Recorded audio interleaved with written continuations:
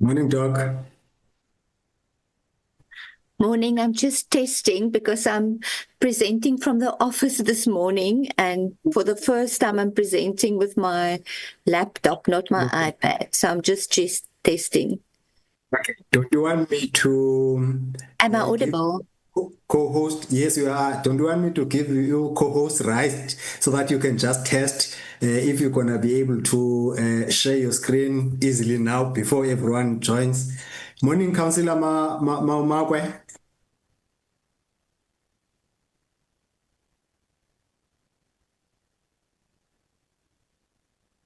You have the co-host rights, so can you please test it? Um, I don't even know how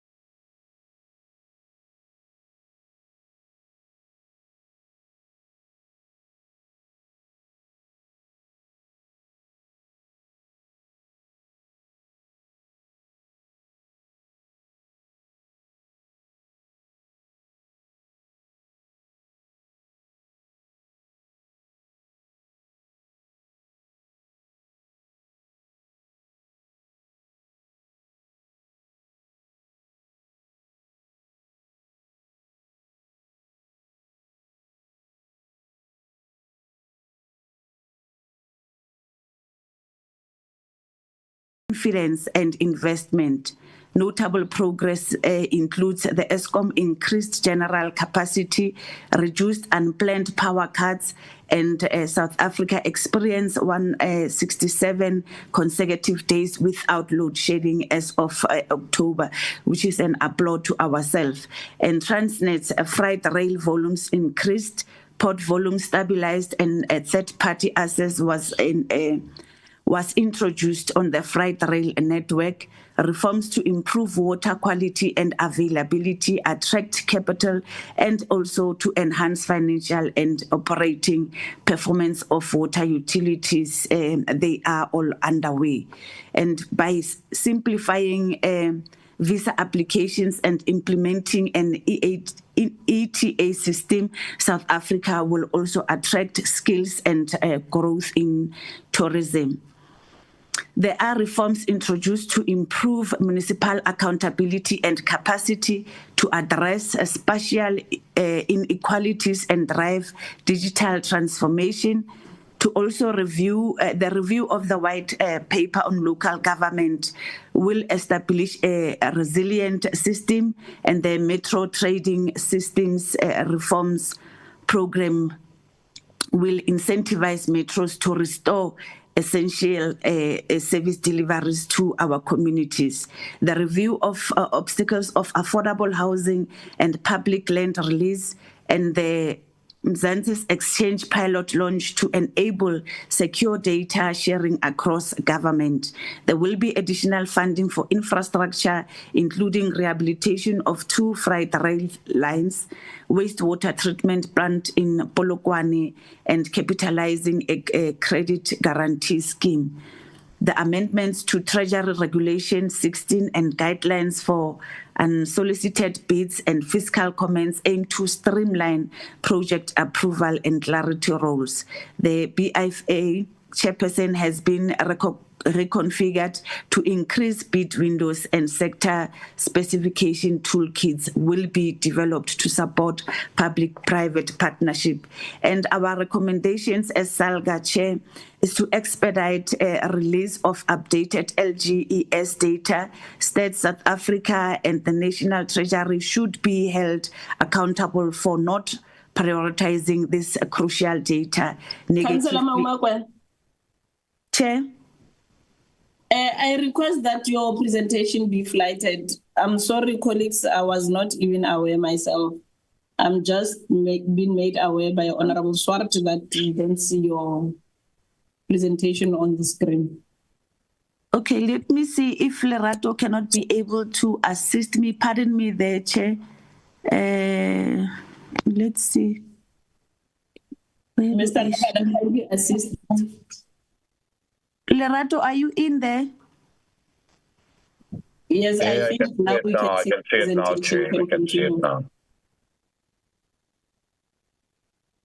What we can do, Chair, I'm not sure if Lerato can assist, because this is indeed, the recommendation is they are there. I have already spoken to the first one. Let me go to the second one. The second recommendation is the development of an integrated all-sector inclusive municipal infrastructure capacity program. We should avoid individual sector programs, transfer and strengthening of the ISDG, which is the Infrastructure Skills Development Grant via the MISA and DBSA to collaborate with SALGA on project preparation. Number 4 is to develop a municipal-specific PPP framework, support FFC recommendation. The new infrastructure reforms and grants should incorporate the full life cycle of the asset, which is the design, the construction, operations, maintenance, and disposal, and performance that are linked. Introduce an alternative incentive grant for non-metro regeneration to replace the discontinued NDPG. Fiscal powers and functions of municipalities should be retained, not used under funding and alternative policy decisions to undermine the constitution and the municipal legislation. The last one, Chairperson, would be the withhold of equitable share of government department who owe municipalities, and amend the Code of Conduct of Government Officials, members of provincial legislature and parliament to include not all municipalities longer than 90 days. Chair, if you allow me, let's allow Lerato to go to the details of the presentation. I thank you very much, Chairperson. Good morning, Chair, and good morning to the honorable members. I'm not going to take long with this presentation. I'm not going to take, I'm just going to highlight some of the slides because I think the Chair has highlighted some of the issues that we wanted to raise. On the background, what we wanted to highlight was the SONA had said, in the SONA, the President highlighted these 5 key issues that relates to local government, the strengthening of capacity, municipal capacity, accelerating of infrastructure delivery, supporting of township and rural economies, improving the governance and the professionalization in the local government spend, and enhancing the climate resilience thereof. And that found translation into the budget speech that we saw earlier in the year, where the minister highlighted fiscal consolidation priority, the stabilization of the debt and limiting the inefficient expenditures, limited local government baseline expansion, efficiency and accountability focused, and as well as infrastructure prioritized within the constrained fiscal environment that we have. So what we see in the MTBPS is there's reductions in terms of certain grants that was coming to local government. Some are being discontinued and some are reduced. There is a cohesive way in terms of implementing Mix 6B, which is now going to be converted for all non-performing municipalities. It's going to be automatically converted, but there has not been proof that Mix 6B has been efficient or adequately implemented by DCOC. There's still outdated equitable share data, which is now going to impact on the allocations that will be coming in the next budget cycle. And there is no indication in terms of a dedicated maintenance and climate funding as opposed to the current disaster grant that is currently there. I'm not going to go, if you allow me, not to highlight the methodology, the purpose and the constitutional mandate, because we always highlighted in the previous components. In terms of the economic outlook, what we are noting and quite happy about is the positives that's coming in terms of the global inflation, which will have potential rate cuts and the delisting of South Africa from grey, and this will mean that it will have positive indications in terms of the credit ratings of municipalities, which is going to be a much lower cost of debt when municipalities go into the market. So we've noted the pillars that the MTBPS highlighted regarding the maintenance of the macroeconomic stability.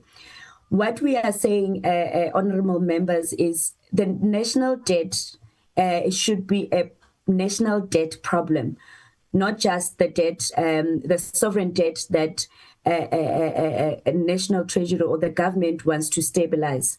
Municipalities are faced with a 427 million rand debt, with debt from its consumers as well as debt to its creditors in the main ESCOM and water boards. And what has been coming up has been municipalities owing pension funds. So there is a debt problem across all the spheres of government, which needs collaborative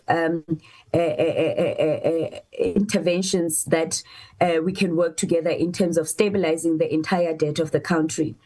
On the structural reforms, what we have, we are saying is the metros, and we are supporting the metros in implementing the Metro Trading Services reform, but we are saying it must include explicit performance incentive indicators that will help, and also we would like them to be supported in terms of the implementation, because the first phase was just based on the submissions in terms of the criteria that was put there, which most of the metros, with an exception of Nelson Mandela Bay, complied.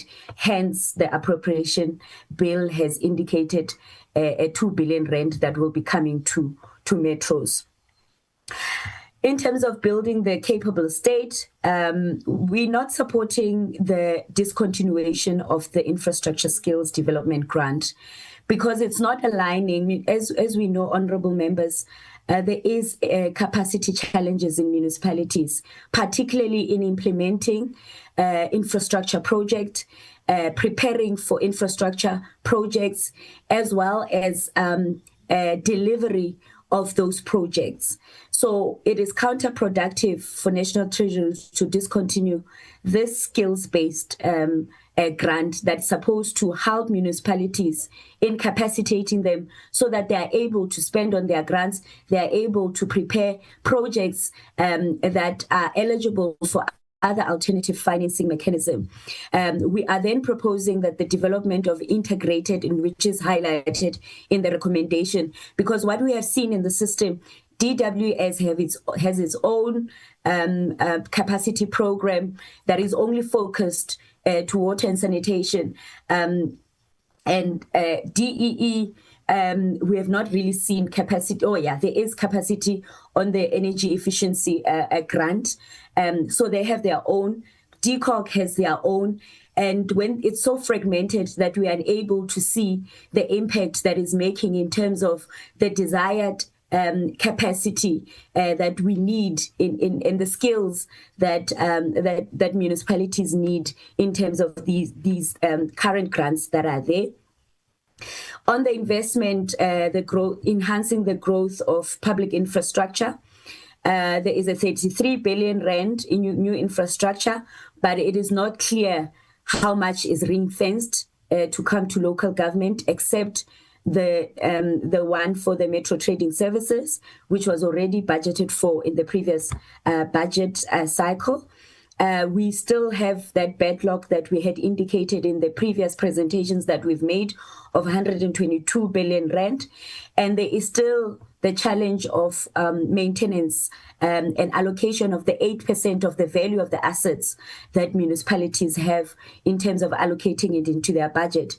What we are requesting, because the fiscus is constrained, we want municipalities to increase their public-private participation in the infrastructure drive and investment, as well as the maintenance of infrastructures of municipalities. The current framework is not palatable for local government. So what we are requesting is National Treasury needs to collaboratively with ourselves and DCOG develop a municipal specific PPP framework. And this is also what the FFC had recommended in their DORA submission. We are also calling that any new development of the infrastructure grants, it should take into account the full life cycle, because honorable members, in the past 30 years that we've been in, local government has been existing, that we've only been investing in the design and the construction. When we come up with infrastructure investment, we have not as government, looked into how that infrastructure is going to be operated, how that infrastructure is going to be maintained, and equally how that infrastructure is going to be disposed. We are also advocating for performance-linked grants going forward. So on the MTBPS, what they've highlighted was the debt stabilization, as we said. But what we are seeing is there's still a financial decline and the high rising debt for consumers, which I think it needs a collaborative effort by government to also deal with the municipal debt issue. Municipalities that are under financial distress are also becoming a national fiscal risk, not only without them looking at how much they owe for ESCOM, but I think in terms of the financial sustainability of municipalities, the consumer debt is equally a problem. And we have not seen National Treasury coming into the forth, coming up with measures in terms of helping municipalities with the collection of the debt, particularly for departments that are owing municipalities.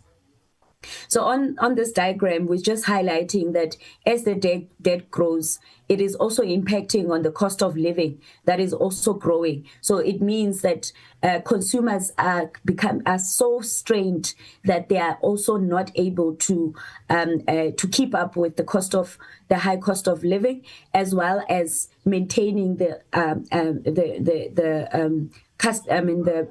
municipal accounts that they have.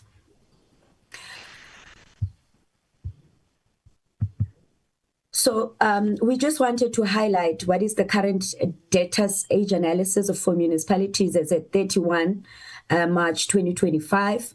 This is just to show households are owing 299.5 billion, which is around 72% of the debt. Businesses 91.7, contributing 22% of the debt. Government departments 24.9, contributing 6% of the debt. And and municipalities are currently grappling with keeping up with the payment rate of 95%, with them only recovering 64% of their billed revenue, which is significantly low. So these are the departments that are currently owing municipalities. This was shared with us at the extended jet score by National Treasury.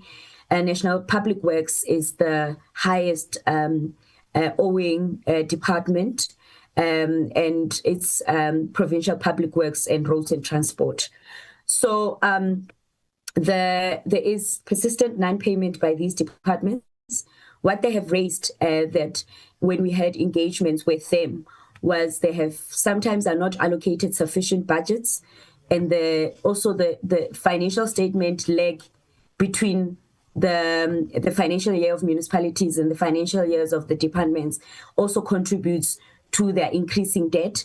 The unreconciling asset registers between the accounts of the municipalities and the properties that they have, and sometimes they receive delayed intergovernmental transfers, and there's also internal control issues that are there, and sometimes municipalities are not effectively implementing credit control, so insufficient enforcement of the payment agreements when they make payment agreements. So it's just to highlight that there's not really been a significant improvement in terms of the MTBPS and the budget. We are still allocated vertically the 9.8%.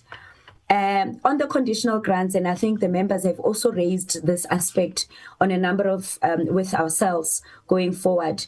So this is how the conditional grants have grown over the past years. This is between that anticipate to grow from 2025 to 2029.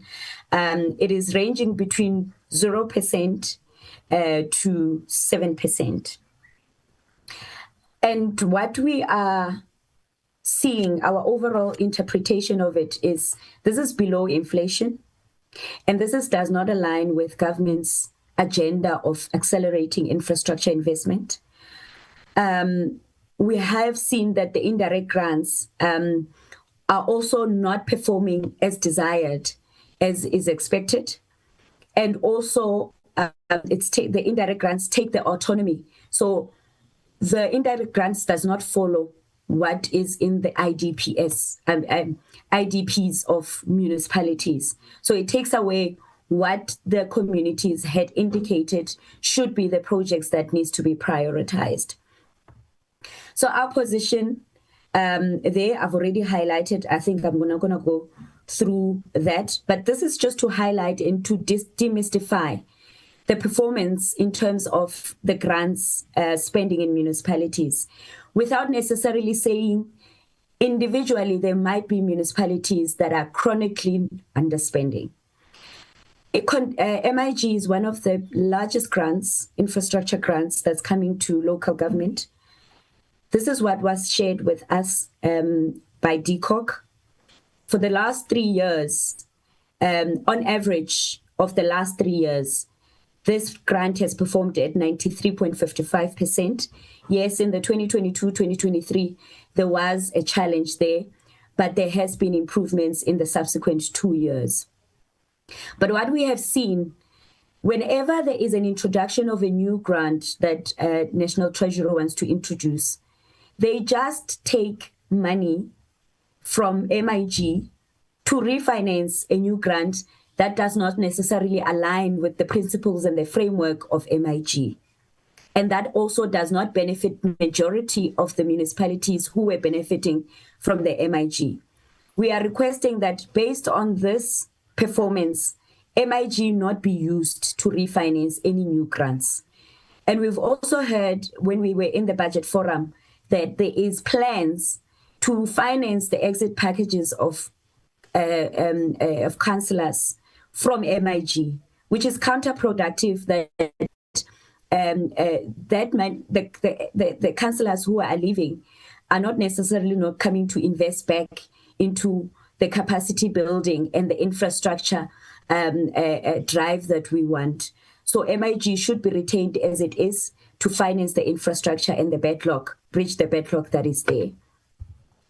And we would like Parliament to start monitoring the indirect grants that's coming, the performance of the indirect grants that's coming into local government, because we don't see that it is also equally implementing infrastructure or performing at 100% as they should.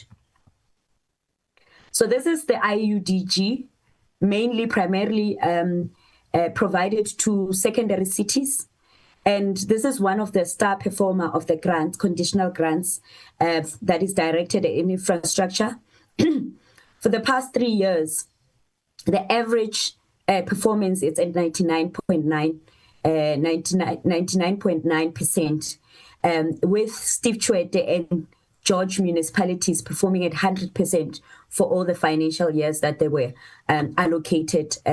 So what we are saying is, there are municipalities that are performing in terms of grants, and those are the municipalities that at SALGA, we have decided to create a platform for best practices to be learned between municipalities. We started with revenue.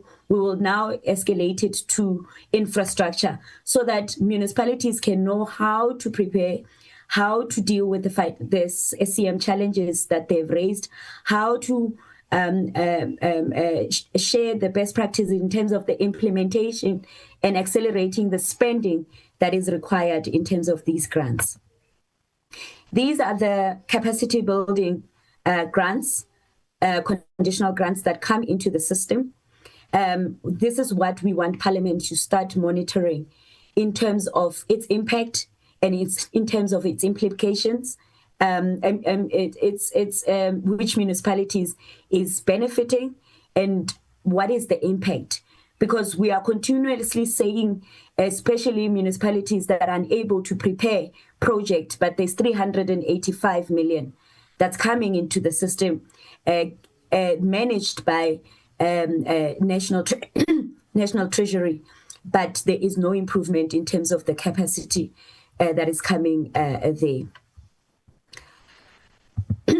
we have noted that there's underspending in terms of the human settlement and the transport and the disaster grants. On the disaster grants, as SALGA, we had advocated for the overhaul of the system of disaster. The allocations of the grants come very late, and there is only 18 months in some instances for municipalities to implement, to plan, and to also implement the grants. Hence, the municipalities are struggling to implement those grants. The metros and the metros have highlighted these challenges in terms of spending the human settlements and the transport grants that's coming into those metros. There is limited technical capacity. As we have said, that we believe that metros are supposed to attract, but they're still struggling with project preparation and some technical capacity. There are procurement delays and work stoppages. The work stoppages mainly come as a result of construction mafias, which is a problem that's reported in Parliament, as well as the multi-year design bottlenecks. So this is one of the key issues that they've highlighted with us. And I think we have already spoken about this, just to highlight the major reforms that's coming into the system. I'm not going to dwell much into it because we've already spoken about it in the earlier slides. So on the risks that we have identified is there's a decline in terms of the transfers that's coming into local government with the discontinuation of the grants that we've highlighted. There's an increasing use of indirect grants with no proof that indirect grants are actually performing and delivering on the grants that are unspent.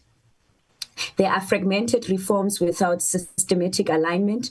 There's currently the water and sanitation, the water services bill that's in Parliament. There's the metro trading services. There is the white paper review. There is the grant. I mean the reforms that's dealing with the professionalization and appointment of senior managers in the whole government, but also touching on local government. And what we are worried about, honourable members, is the alignment of these reforms, looking towards municipalities, whether or not at the end of the day they will achieve the same intended outcomes and the same objectives and the impact that we all seek to see in local government. So on the appropriation bill, we welcome the 2 billion rand and for municipalities to comply, who have complied and currently assisting the ones that are lagging behind, which is National Mandela Bay.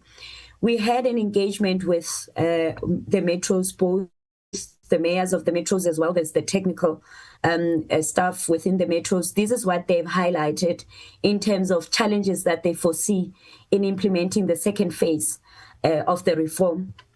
There's a misalignment with regards to compliance with the staff regulations and the requirements of the metro trading services reform. They're currently stuck in terms of that. The staff regulations requires them a certain requirements, the metro trading services requirements, so they are not aligned. There are cross-cutting issues that they've raised, which require IGR attention as well as support, which is the cost of supply and the tariffs and the affordability aspect, looking into the new local government term of office that's coming to an end and a new one that will be coming in. Some of the metros have not done the cost of supply, and when they do implement the cost of supply studies, it then the tariffs become relatively excessively high, which in most cases become unaffordable. So those policy dilemmas and policy decisions needs to be made and needs to be constant. The new term or the new councillors who are coming in needs to be aware of, because the commitment has already been made by the current administration of the councils. The buy-in by IGR politically the communities as well as business, they're still trying to create awareness around the implications of this reform and how communities are going to be impacted by it. The sequencing of the commitments to be realized, understanding that the reform runs for a 6-year term, and the local government term of office will be coming only when the reform is already 2 years into implementation. And the issue of balancing the financial sustainability of trading services and the financial sustainability of the parent municipalities, the conscious trade-offs and the decisions that needs to be made. Because the worry there is, as we want to make the trading services sustainable, the funding of the parent, which most of the let's take it the libraries that unfunded mandates that are already existing in the system, as well as the support departments, as well as functions that are not trading, such as roads, will be a challenge in terms of deciding on how those will be funded.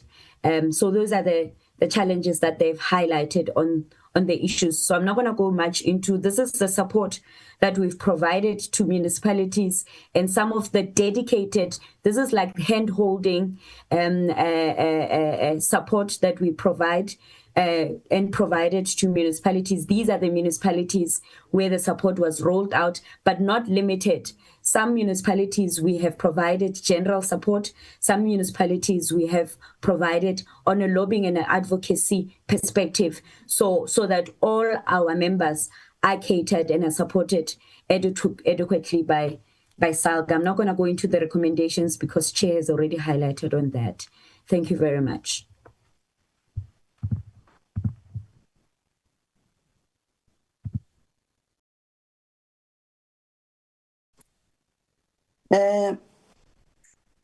Thank you very much. Thank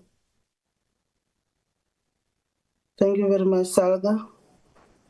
As the chairperson have indicated that she's not feeling well, I think I'm now going to take over for now and check if there is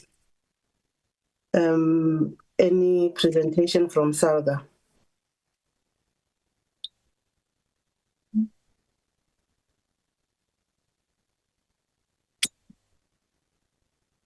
SALGA, are you done with the presentation? Thank you very much, Chair. Unfortunately, there are no presentations further. We have done our presentation. Yes. Can I now invite the PBO? I'm advised that Dr. Jangis is not here, and the PBO will be led by Mr. Let me check. PBO.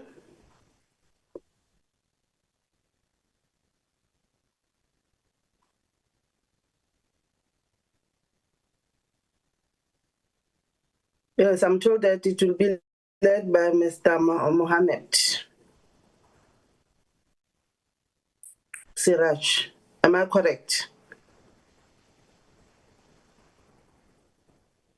Yes, that is correct, Honorable Chairperson. Okay. No, it's fine. Can the PBO start with the presentation? Thank you.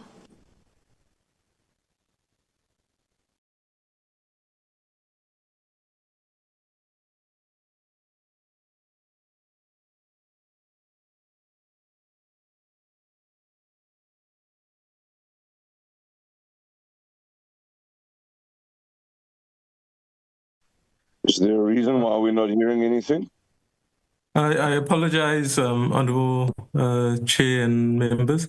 I just had a glitch with my computer. As you know, our director has sent apologies, and he's asked me to take us to start off the presentation, and then I'll pass on to the rest of the PBO team. Can I just check if you're hearing me okay, Honorable Chair? Yes, you can start the presentation. Thank you. Thank you. Next slide, please.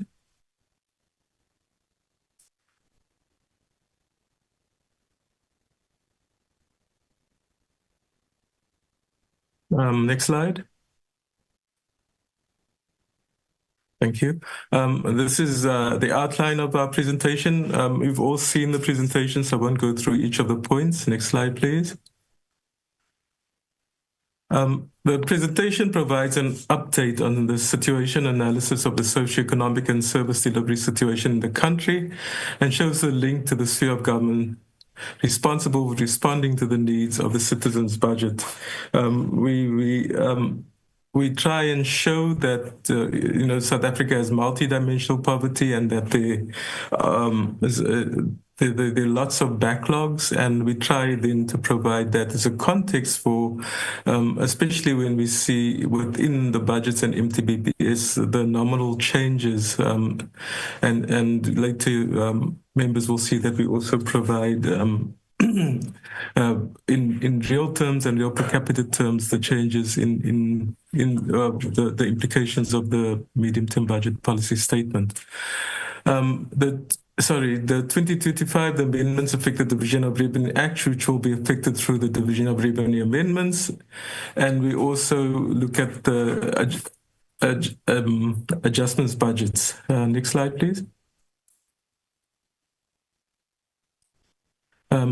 Kagiso, if you can continue. Thank you.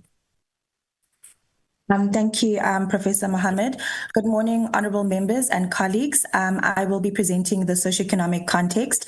As Professor Mohammed touched on just briefly in the introduction, it's imperative to note that we cannot effectively assess the DORA and the Special Appropriations Bill in isolation. We must first contextualize the bill against the pressing needs they aim to resolve. On this slide, honourable members, while one of the rationales put forward for lowering the inflation target is to align with our trading partners and emerging market peers, it's important that we contextualize this comparison. We want to highlight with this slide is that we should not compare our fiscal and monetary policy targets to those of other countries without considering the overwhelming structural realities. Regrettably, we are a global statistical outlier in terms of our obscene inequality and the highest unemployment rate in the world. The IMF has cautioned that these structural realities undermine growth and social stability, and reducing the inflation target can involve near-term output costs because it requires a tighter monetary policy stance. Next slide, please. Members, the majority of South African households are living through a cost of living crisis. What's important is not just the average inflation, but we need to ask ourselves within the basket, what is becoming more expensive?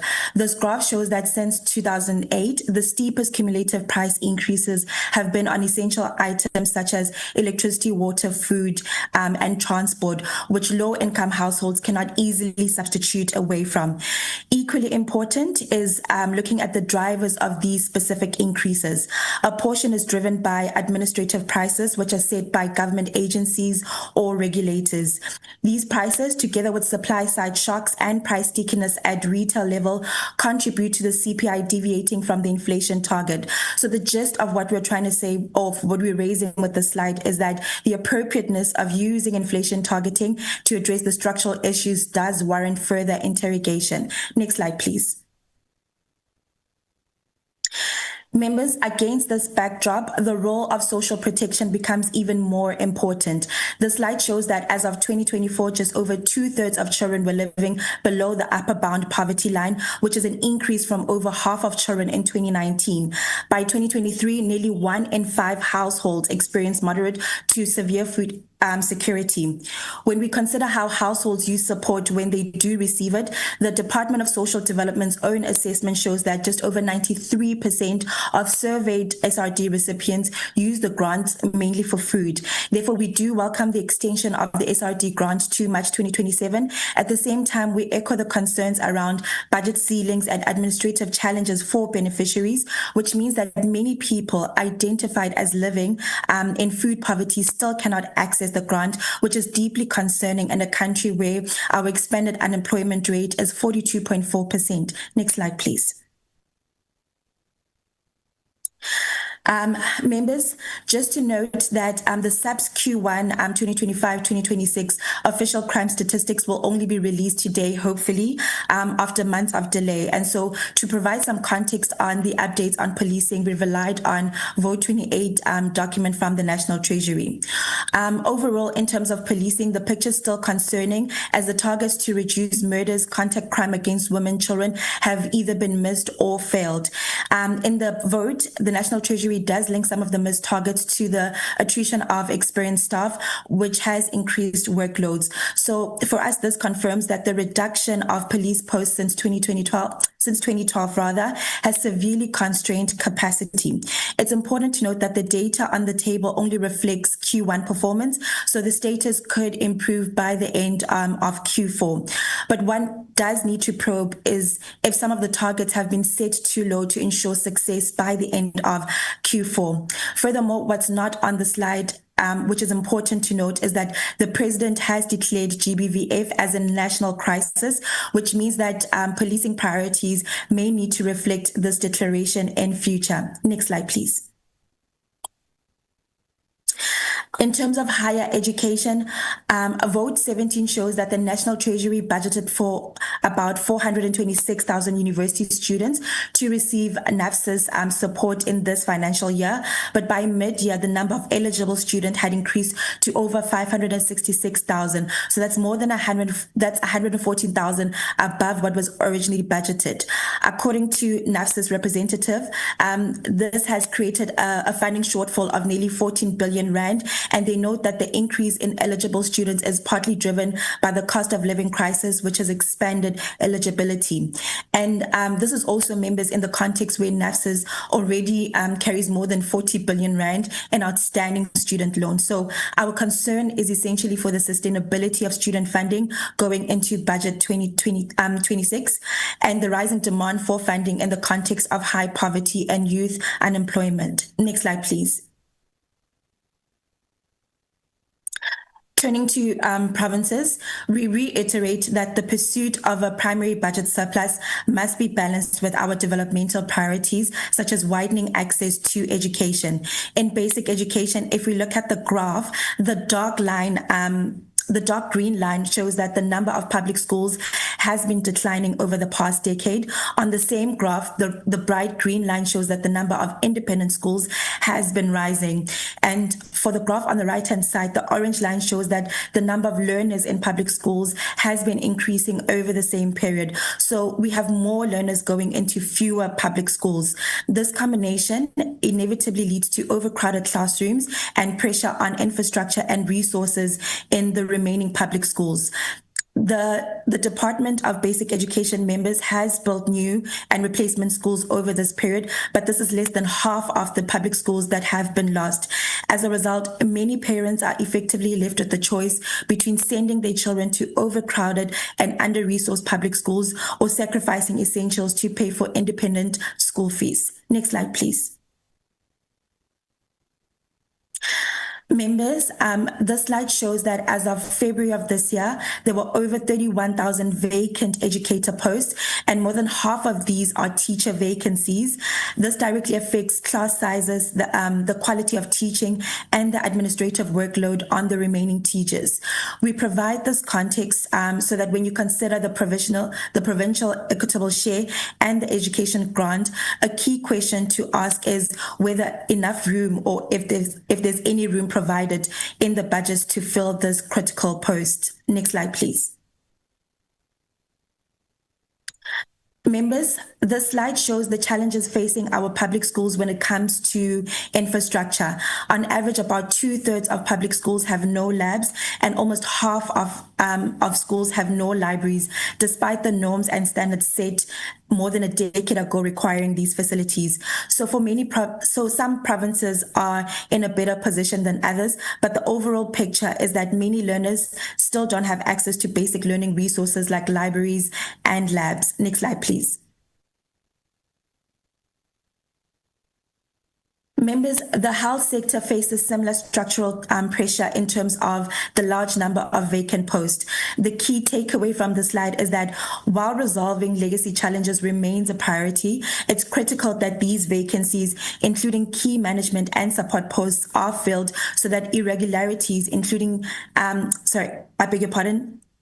so that irregularities and weak financial controls do not arise from gaps in governance, so that workers and patients are protected from long queues caused by staff shortages. Next slide, please. Members, the last slide brings us back to the question of inflation targeting and the cost of living, but now in the healthcare sector. The dotted blue line is headline CPI, the red line is medical insurance contribution, and the gray line is the cost of health services. Over time, you see that the medical insurance almost always sits above overall inflation. So the point we're making is that for almost 10 million South Africans who rely on medical schemes, this includes those who are living with chronic conditions as well as the elderly, lowering the inflation target does not guarantee that the premiums will come down. In other words, in terms of private healthcare, the current approach to inflation targeting may not fully resolve the cost pressures on households, given the structure of the private healthcare sector, as well as the way the sector is regulated. I'll hand over to Dr. Olandi. Thank you. Thank you, Kagiso. Next slide, please. Next. Thank you. Good morning, honourable members and chairperson.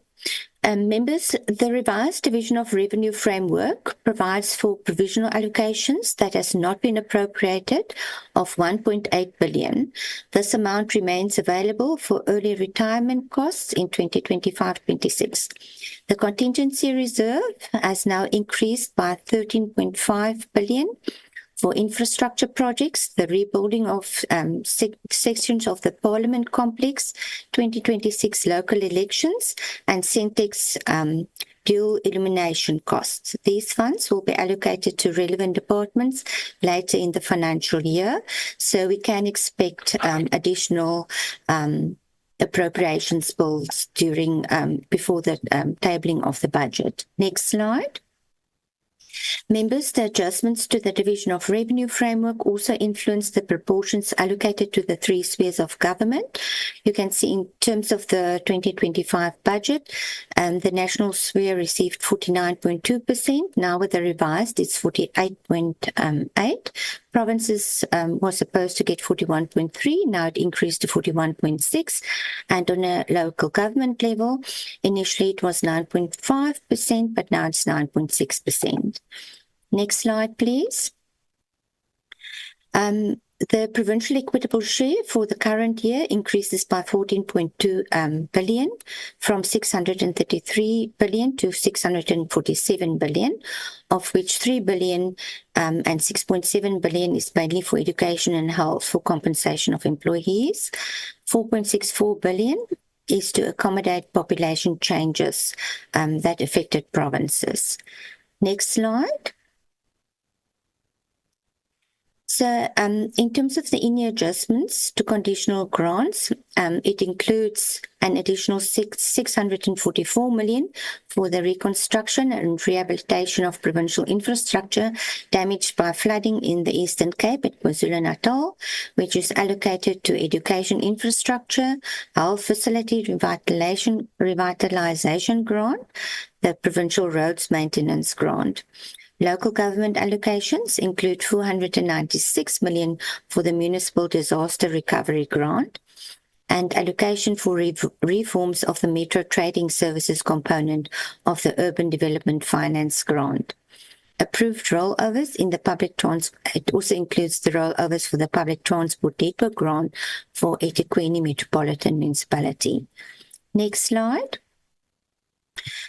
Conditional grant reforms. Some of the reforms that have been announced in the 2025-26 budgets are to merge the Comprehensive Agriculture Support Program grant with the Elima Letsema grant, but this will only be merged in from 2026-27. The School Infrastructure Backlog Grant will be merged into the Education Infrastructure Grant from 2027, from the 2027 MTIF period. No dates were given for the merging of the Integrated Indirect Grant, like the Municipal Systems Improvement Grant and the Neighbourhood Development Partnership Grants, into the budget baselines of the Department of Corporate Governance and National Treasury. The Integrated National Electrification Program grant and the Energy Efficiency and Demand Side Management grant will be merged in the 2026 budget. The Metro Trading Services component of the Urban Development Financing Grant will be strengthened over the medium term. And due to slow progress, the Public Transport Network Grant will now be phased out and replaced with a more integrated system. Next slide. In terms of the local government reforms and service delivery, the White Paper on Local Government Review aims to address systematic shortcomings in the system, including the restructuring of the financial framework for municipalities. The intention is to publish the revised Local Government White Paper in March 2026. Eskom's proposed takeover of municipal electricity distribution raises serious fiscal, legal and constitutional risks, as electricity reticulation is a municipal execution function of the Constitution, requiring due process under the Municipal Systems Act. Persistent underperformance on municipal infrastructure grants will trigger the indirect delivery model of the municipal infrastructure grant via national agencies such as MISA and the DBSA. Next slide. Next slide. The main adjustments in 2025 that informed the revised Division of Revenue framework includes debt service cost, which decreased by 4.8 billion, declared unspent funds that amount to 8.7 billion by the Human Settlements, Transport, Water and Sanitation and Social Development departments. Rollovers of 5.2.3 billion reflect unspent funds from the previous year. Expenditure of an exceptional nature, 2.5 billion.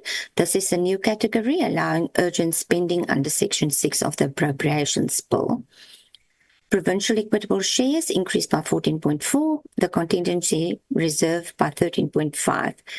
The Specialist Appropriations Bill allocated 754 million to the Department of Health to offset funding losses following the withdrawal of the US donor support. The Department of Justice and Constitutional Development is allocated a further 192.9 million for the Manhlanga Commission of Inquiry. An additional amount of 131.3 million is allocated to cover costs related to the South African hosting of the G20 summit. Next slide. Adjusted appropriations by economic classification and category. Compensation of employees in national departments are adjusted downwards by 1.5 billion. Members, this continuous practice might require intervention in future budgets. Goods and services increased by 6.4 billion. Next slide. Unspent funds from the previous financial year for activities that have not been completed but are close to completion. This is the definition of rollovers, members. The detail of last year per item expenditure is not available to assess the rollovers, but I'm not convinced that all of these adhere to the criteria for rollovers. Specifically for the payment that relates to the G20 meetings, no budgets were allocated in 2024-25 specifically for G20. No, in terms of, and there was also a transfer that's now been rolled over by Forestry and Fisheries since the entire budget amount was transferred in 2024-25 to the South African Biodiversity Institute. I'm not going through all of these members, but the biggest rollovers are social development and community communications and digital technology. In terms of social development, they rolled over almost 2.2 billion for the relief of distress for beneficiaries that was approved in 2024-25. Next slide, please. And in terms of communication and digital technologies, they rolled over 1 billion for payments towards goods and services for the South African Connect rollout. Next slide. Members, just a few interesting developments and shifts. The Department of Communication and Digital Technology shift funds from travel and subsistence to acts of grace. It's the first time that I actually see this item, acts of grace. Department of Trade, Industry and Competition moved from compensation of employees and vacant positions to venues and facilities. The IDC shifted 150 million to departmental agencies and goods and services. Small business development reclassified the product markets program to goods and services. They also reclassified the asset assist program to goods and services. In forestry and fisheries, 13.9% was shifted from environmental programs to forestry management and fisheries. Only Parliament may approve this variant, and a few other departments have also shifted more than 8%. And detail was actually presented yesterday by the National Treasury. Employment and labour, they shifted compensation of employees to goods and services, debt write-offs and CCTV cameras. The police shift compensation of employees of 932 million to goods and services. And they also shift 1 million donation to the Police Services Education Trust. They indicated that it's going to a non-profit institution, but it's actually a trust fund. And I couldn't get hold of this fund to actually verify the information. In terms of justice and constitutional development, they shift compensation of employees of 405 million to goods and services, machinery and equipment, buildings and other fixed structures. Members, the continuous shifting of compensation of funds is clear and it needs intervention, as I said before. Next slide. The biggest amendments in 2025 is to the Economic Development Budget Function Group and is due to the declared unspent funds in transport for the reduction in accumulated unspent grant funds for the South African National Roads Agency Limited non-toll road network, and also the water and sanitation due to a delay in the raw water component of the Mkumazi water project. Next slide. In terms of the adjustments per department, members, you can see in the third column that Defence overspent in the previous financial year, but the budget didn't increase in the current year, therefore the increase of 1.8 billion in the adjustments budget. The biggest adjustments is in Home Affairs, National Treasury and basic education. Budgets for transport and water and sanitation are actually reduced, and then slow spending in the first 6 months of 2024-25 are recorded for agriculture. They are only on 31.9%. Forestry and fisheries is only on 37.3% midterm. High expenditure in the first 6 months of 2025 are recorded for employment and labour. They are currently on 61%. Last slide. Members, just a few interesting performance progresses that has been reflected in the adjustments budget. In terms of public service and administration, they indicated that they've submitted referrals for lifestyle investigations for 19 departments to the Public Administration, Ethics, Integrity and Disciplinary Technical Assistance Unit. And they also recorded delays in the revision of the disciplinary code. But a submission was made to the Minister requesting an updated mandate that includes changes related to the precautionary suspensions. In terms of defence, 2,411 hours was flown, were recorded against a target of 12,000 for the year. 2,377 hours at sea was recorded against a target of 8,000 for the year. This slow progress might lead to underperformance at the end of the financial year. In terms of agriculture, 10,536 subsistence and smallholder producers were supported against a target of 60,000 for the year. And 32 producers supported through blended funding schemes against a target of 100 for the year. Again, slow progress against the targets. In terms of science and technology, target for several bursaries and research grants were reduced in the adjustments budget to align to available budget. Members, the analysis of this budget has been presented to the Appropriations Committee, and the review of the structure of the budget should be considered for efficiency. Thank you. I'll hand over to the next presenter. Thank you, Nadia. Just trying to multitask here. Good morning, honorable members. I'll be taking you through the real spending trends. So on this slide here, members would have noticed that in the budget, in nominal terms, the budget has been revised downward for 2025-26. However, when we look at the real per capita by function group, it's actually revised slightly upwards. And this is obviously because of the change in the inflation target.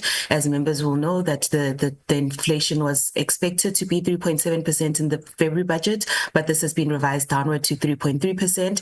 We've also updated the mid-year population statistics, which means the population growth is slightly lower than in previous times. So for 2025-26, it looks a bit higher, but members will see that in the medium term, the real per capita, meaning that when we take inflation and population growth into account, we're spending less per person in South Africa over time.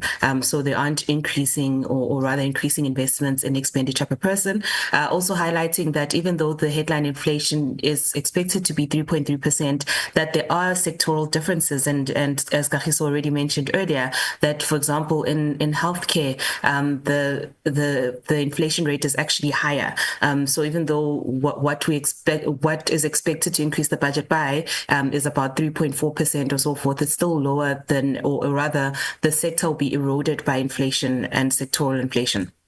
On this slide, similar to the previous slide, we show real per capita spending by economic classification. Similarly, as the previous slide, for 2025-26, there's an upward revision in terms of what is expected, but also for members to note that in the medium term, the numbers are declining, similar to the function groups, this by economic classification, but also to say that in the outer year, 2027-28, we see obviously a reduction in transfers and subsidies to households because there's no allocation made for the SRD grant.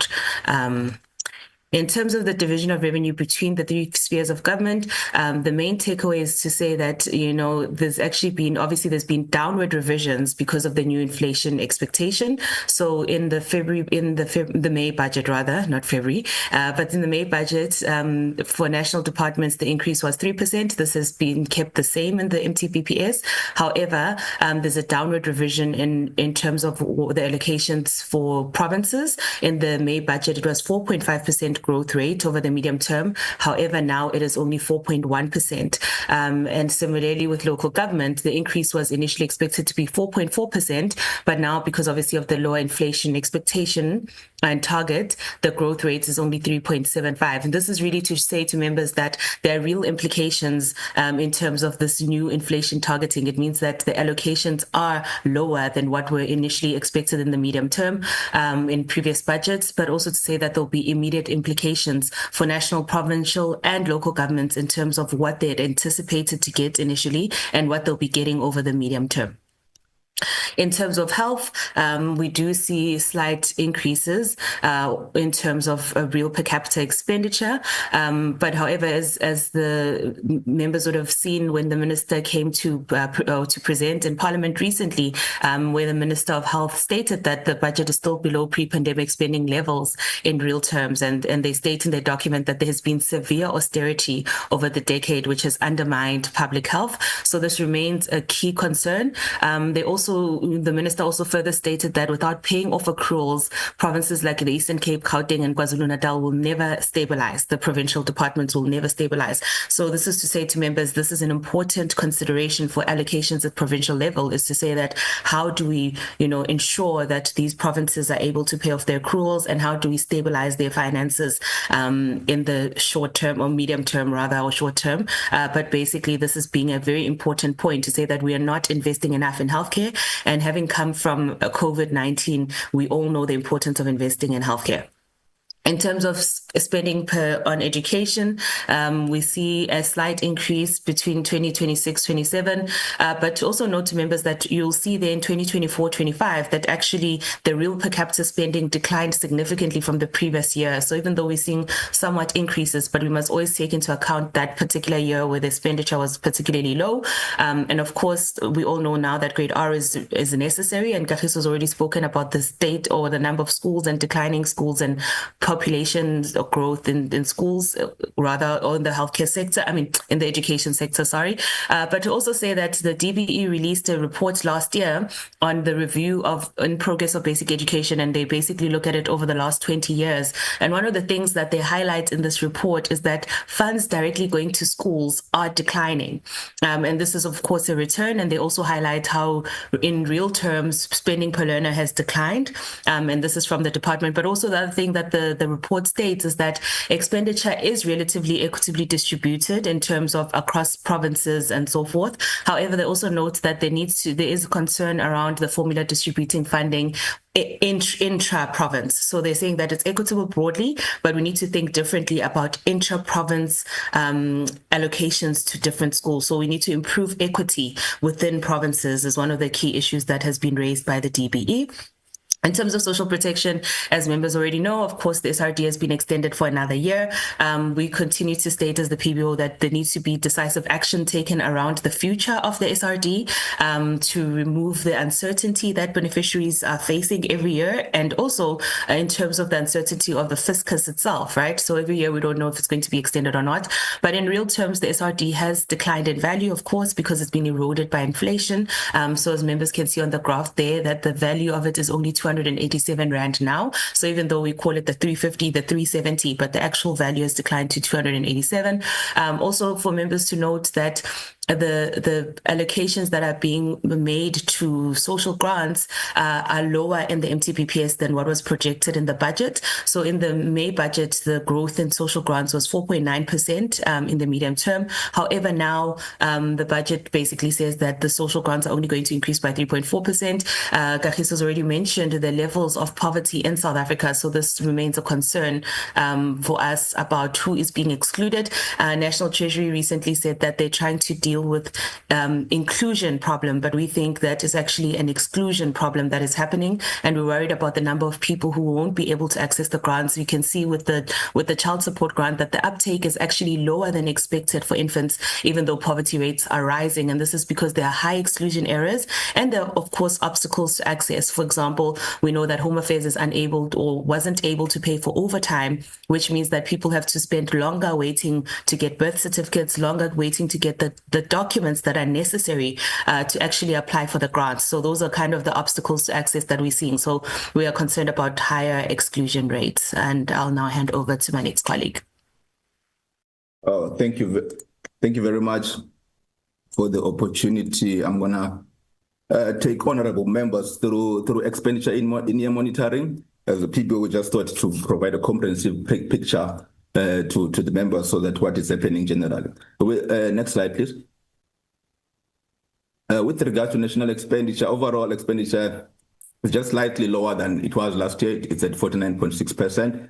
Last year it was at 50.6% at half year of the financial year. You can see that there were some departments that when we compare to last year, including agricultural, land reform, and forest and environment. The expenditure rate is below what it was last financial year. But however, we do see that the department like Employment and Labour, Science and Innovation, they are spending better than they did last year. Next slide, please. On this next slide, we just show expenditure by economic classification to show where most of the funding is going to. You could see, you can see that most of the funding, it goes through transfers and subsidies, as my colleagues have already indicated, which account for expenditure to date, accounts for about 73% of what has been expended to date. Remember, transfers and subsidies is just transfers that are going to provinces, to municipalities. They are going to higher education institutions, public entities, as well as households in the form of social grants. Another cost driver is current payments, which amounted to around 147 billion, mainly going to compensation of employers as well as goods and services. However, of concern with national expenditure, just giving an overview, it's around the issue of capital spending, which remains weakest at 7.3 billion, or 42.6% of what's been of the entire budget. So it shows that there are some issues with infrastructure delivery in the country in general, and there's a need to provide more oversight in that regard. Next slide, please. On this slide, we provide an overview of expenditure to date for the first half of the provincial expenditure year. We saw that provinces have spent around 399.2 billion, or about 49.9% of the adjusted budget.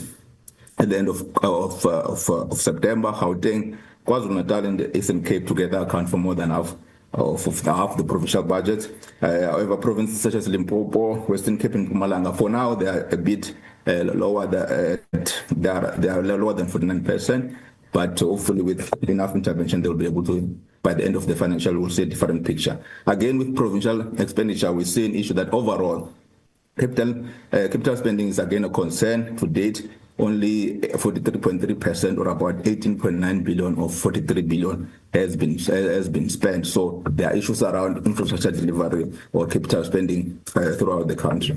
Next slide, please. On this slide, we just provide an overview of the financial year that has just passed. We saw that SAGA also did a comprehensive issues around all these aspects. But generally, total expenditure for the previous the year that just ended was around 89.8%, which is 597.2 billion. Capital expenditure again within local government underperformed, only 65.2%, or 52 billion of 79.9 billion was spent. Remember, we're using preliminary Section 71 data that is available on the National Treasury website. Well, there are a number of issues that the FAG have already raised, but generally 49 out of 257 municipalities they've got negative cash flows. Conditional grant underspending within local government remains another issue.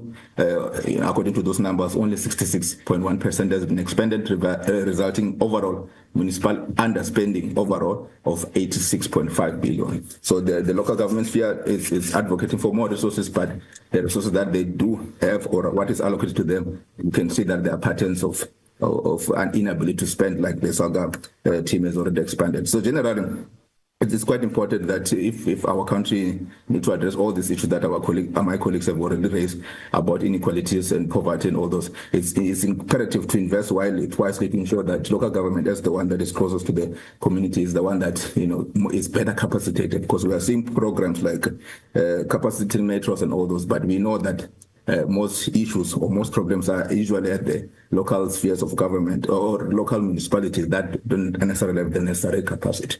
Thank you.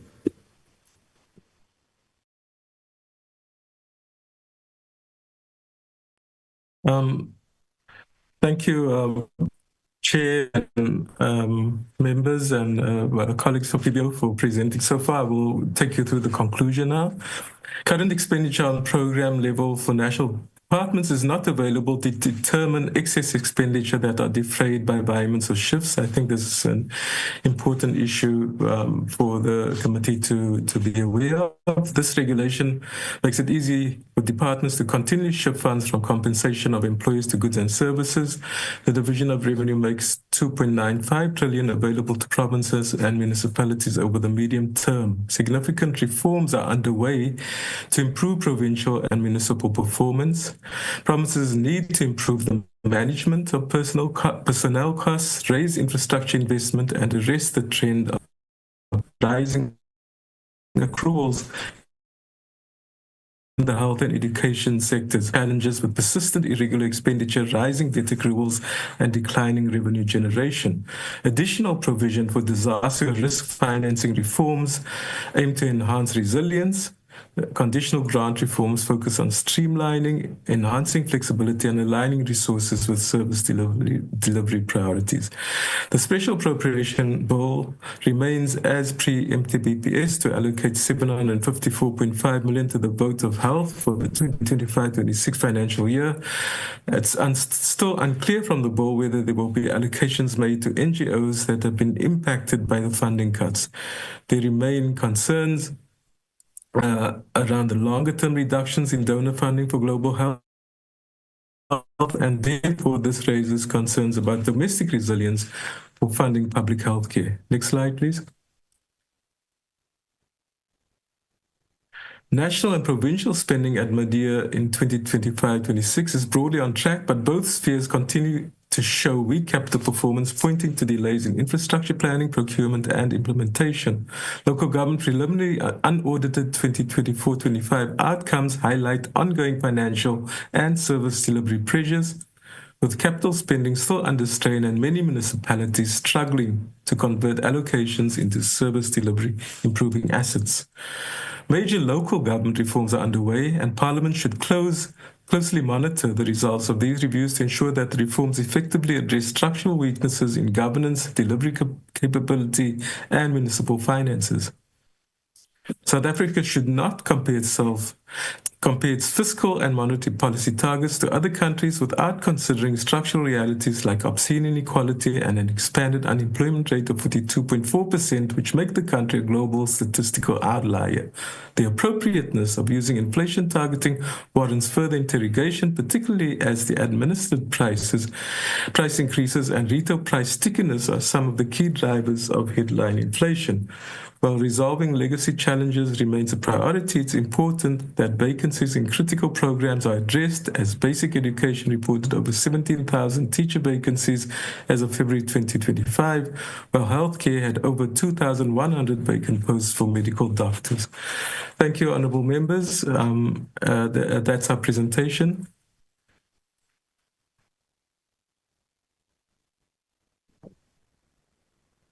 Thank you very much, Mr. Mohammed, and also thank you, Memo Marco, and let me also greet honourable members on the platform and fellow South Africans, the officials from the PBOs, the provincial treasuries, SALGA, and the PBO staff amongst us. I think we have heard what the Honourable Lorasa is indicating. She's not feeling well, and I think now brings us to the item. Please, can you please flag the agenda? I think now we are on the items on the deliberations, if I am correct. Because we've listened to the presentation by Salva and the presentation by the PBO. Yes, thank you very much.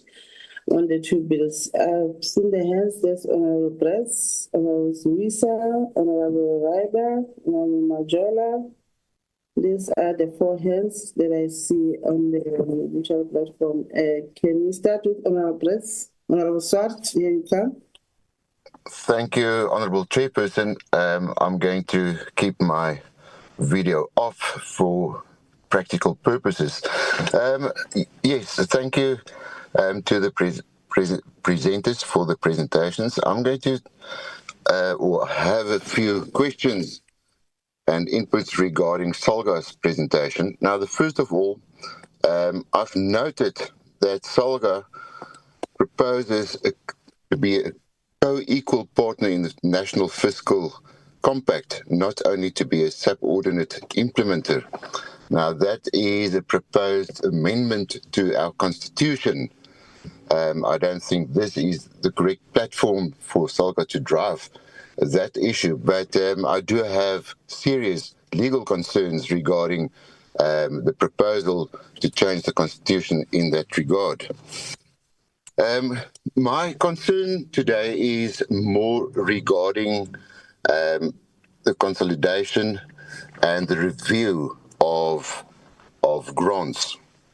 Now, we have to remember that local government, and especially councillors, are the first line when it comes to basic service delivery and the implementation and rollout of various grants that is appropriated to local government.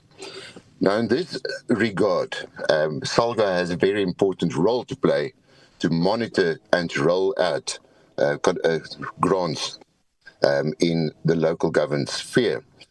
So I am interested to hear from SALGA what measures are they going to take and what measures will they advance with their members in local government to build a technical and managerial capacity in project planning, procurement, and asset management.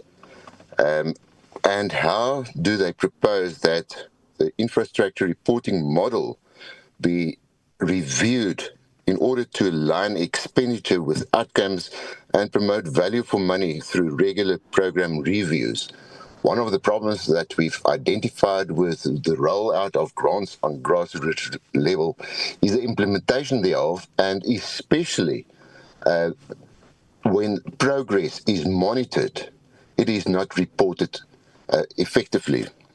Secondly, when we look at integrate sustainability and stakeholder engagement, I would want to know from SALGA how operations and maintenance planning early in project life cycle especially, and how do they propose to strengthen collaboration with communities and stakeholders across the construction value chain to enhance sustainability, transparency, and service delivery impact?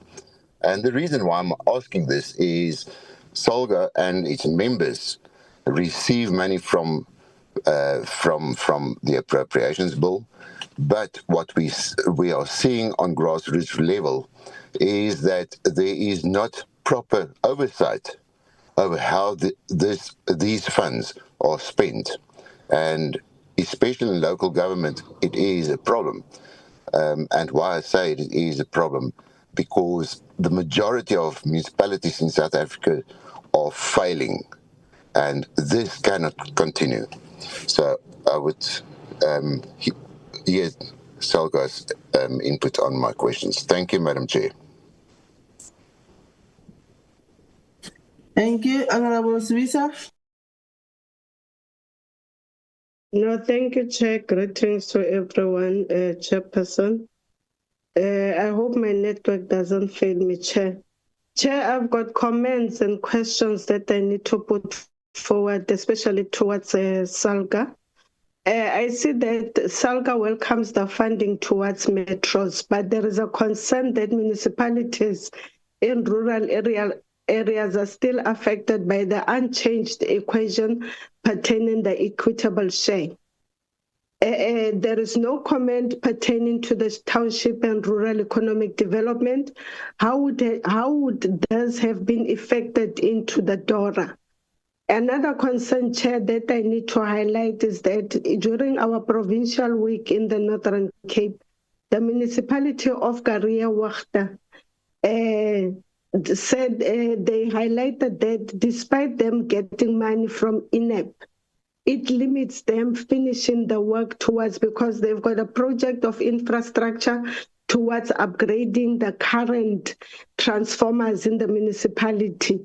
But due to the limited money that is being allocated every financial year, and taking into consideration that the cost of living rises every time, the 1.5 may affect that they cannot reach their targets in time.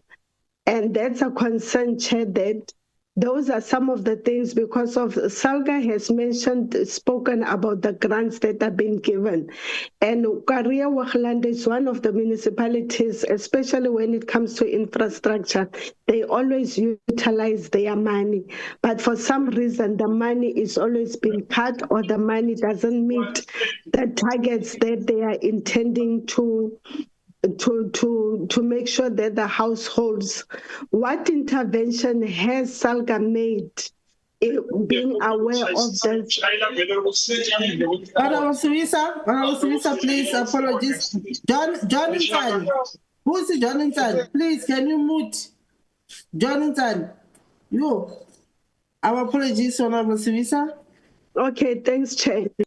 So in light of that, Chair, that some municipalities spend their money accordingly and they try to give services to their communities, but you'd find that some municipalities actually do not utilize. Has Salga actually made any recommendations to say that there are municipalities that need this money, that their allocation should be taken up to ensure that they finish their projects on time? Because that's one of the issues that we picked up on the oversight chairperson, to say, here is a municipality that is fighting to give their communities the electricity, but it's going to take them longer to finish those projects because of the money that is being allocated.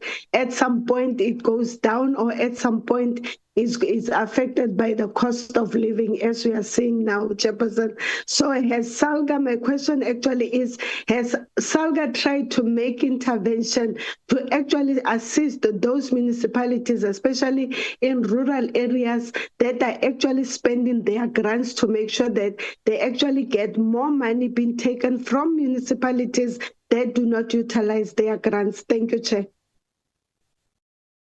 Thanks, Honorable Sivisa.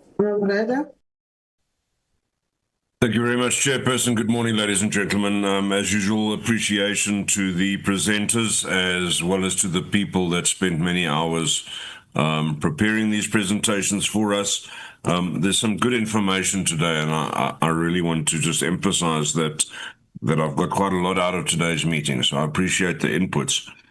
I'm gonna ask fairly short, direct questions, and I don't want to overcomplicate my input, so I'm going to keep it quite limited. My first inputs relate to Salga, and the matter of only 9% of the national fiscus being distributed to local government has been something that I personally have been fighting since I got onto this finance committee 7 years ago, and I think we really must re-emphasize the urgency of the need for the amended white paper to come forward, and of course for that to be done in conjunction with Treasury so that a better funding model can be developed. Of course, funding, and certainly when it goes to additional funding, comes with responsibilities and a duty of good governance. And I think that enforcing that is also important, because we have seen so much excess and so much misdirection of funds in local government, where there has been people getting involved for their personal enrichment. But I think that Salga's presentation today certainly emphasized the point that these municipalities that misbehave terribly are becoming fewer and fewer. And of course, there does appear to be a movement towards better governance, and that's based on the facts that Salga has given us today. So I just think I want to start by re-emphasizing the urgency for those reviews, and agreeing with Salga on that. The important thing that came out of Salga's presentation today that I really wanted to speak to is, and it was a short comment that they made, but it speaks volumes for a more responsible approach, And the comment was that we need to start looking more at performance-linked grants. Performance-linked grant allocations. And I think this is for me a breakthrough. It's something that we've been saying for a long time as well. The fact that SALGA's come on board and agreeing that municipalities that are able to demonstrate their capability and their capacity for spending the money that's allocated to them to achieve the right outcomes that the money is intended for the benefit of their residents.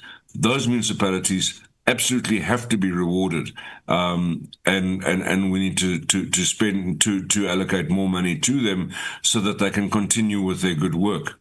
The other side of the coin, of course, is where municipalities are not using the funds that are given to them or are spending it on things that they shouldn't be spending it on. They should not be given additional funding until such time as they're able to demonstrate that they have corrected their miscreant activities, I guess we could say. Chairperson, I think that principle should also go through to provinces. So it's not limited to local government, but because local government raised it today, I think it's massively important. But I do want to also emphasize the fact that 100% expenditure, and we spoke about MIG, we spoke about a few other grants as well, and there were instances of 100% expenditure and great expenditure records, etc. That's only good if there's a proper outcome, and I think that this is something that we also need to start measuring, and SALGA can possibly talk about it, because what we've seen is projects that start off getting budgeted for R1 million end up costing R8 million and taking 8 years to implement, and the end result for the residents is that they are not benefiting from a well-delivered project. The money spent, in fact, it's spent 8 times over to deliver a project. So I do think those outcomes need better monitoring, and we need to find a way to do that. Chairperson, I want to move on to PBO now, and really appreciate that segment on the schools that are closing down. And the fact that the number of public schools is reducing in spite of the new schools that are being built. And I'm speaking from my perspective here in Gauteng, where the new schools that are being built are mostly housed in mobile homes, mobile offices. And it's not a proper school. It's kind of a temporary arrangement. And of course, we all know that there's nothing as permanent as a temporary arrangement.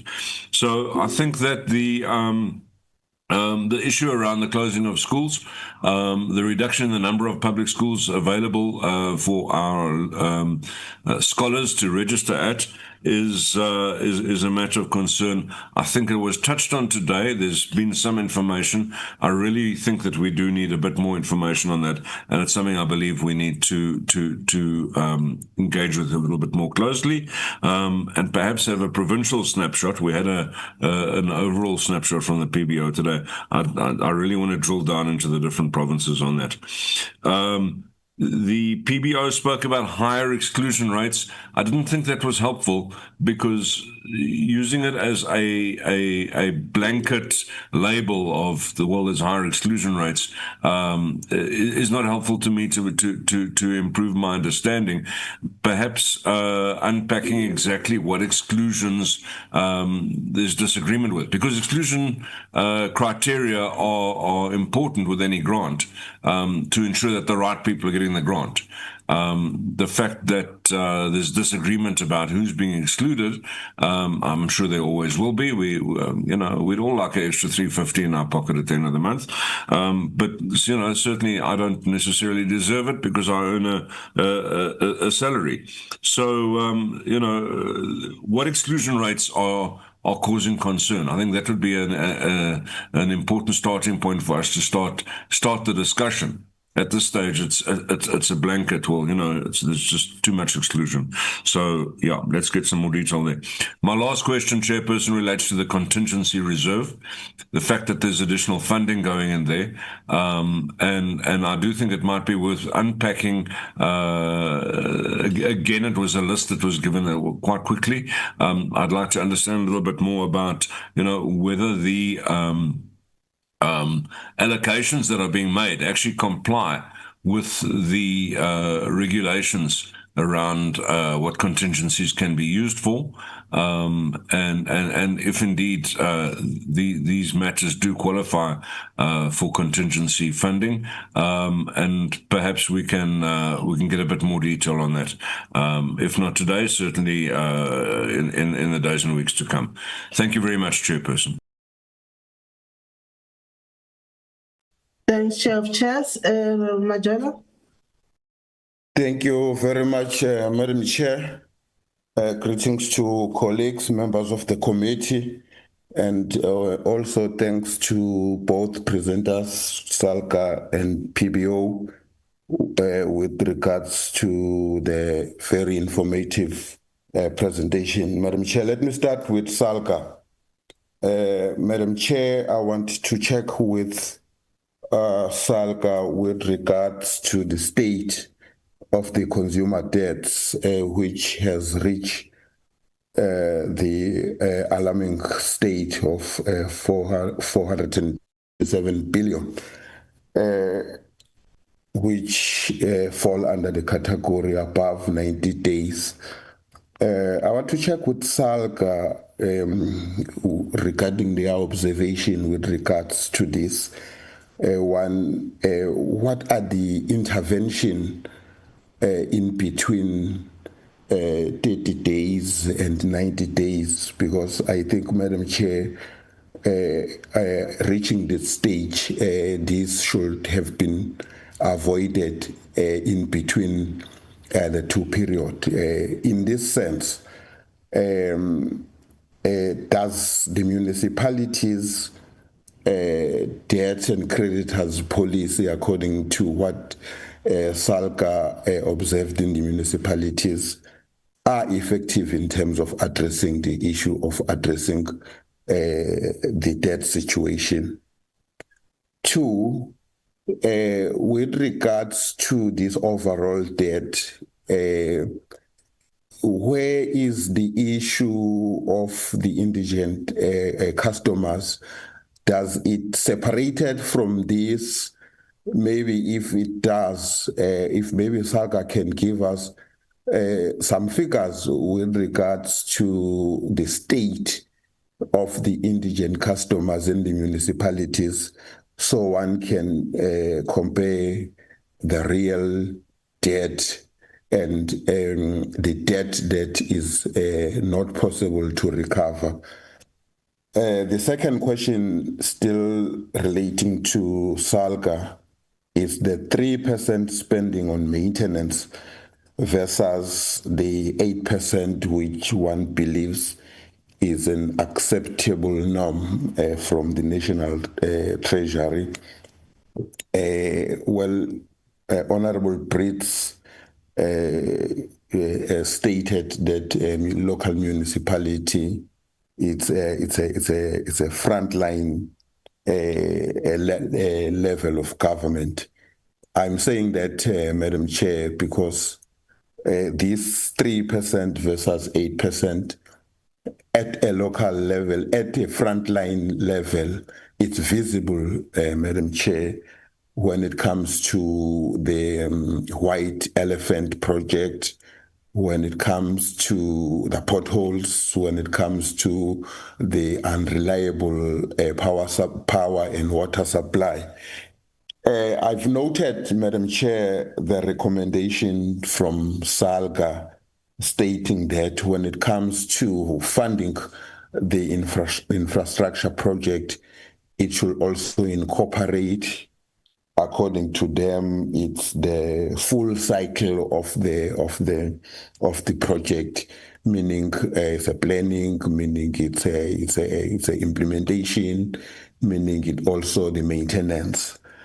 But with regards to that, if maybe the SALGA is not recommending that the capital project should be fully benefiting from the grants, because failing to collect the 427 billion to cater for the maintenance from the municipal side, and is it not recommending that you will fund the capital project and you will also maintain it from the grant funding? The other one, Madam Chair, which is a concern, it's the breakdown in terms of the groups of these debts.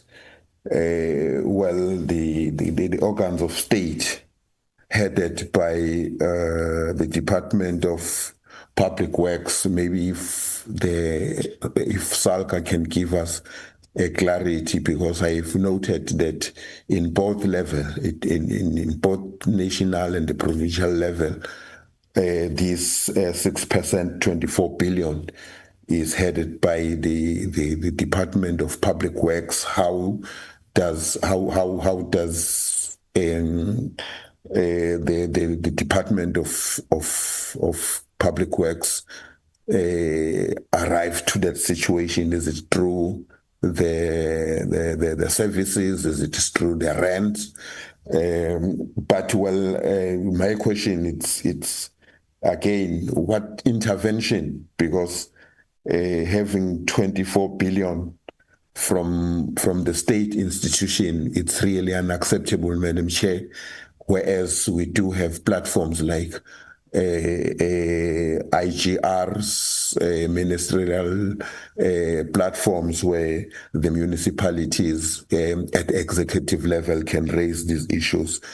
Likewise, with regards to the commercial, which is 83%. Then again, it's a concern, Madam Chair, looking at the household category, where we are sitting at 72%, 299 billion from the households. That takes me again to the question to SALGA, whether does the tariffs that the municipality implements, I've just looked at the ESCOM one, 15% since 2010, which tripled the CPI inflation. Is it not through the affordability in terms of how the municipalities structure their tariff increases during the budget? The last one, Madam Chair, it goes to PBO. We have applauded the minister for announcing the new projected inflation down to 3%.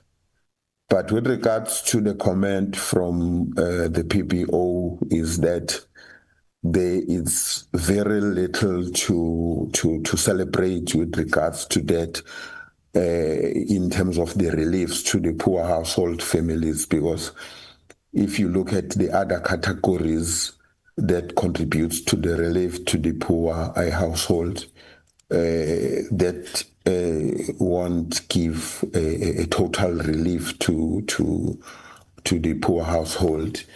I want to check from the PBO as to whether the 3% will definitely give the relief to the poor household. Thank you, Madam Chair. Those are the few questions from my side. Thank you.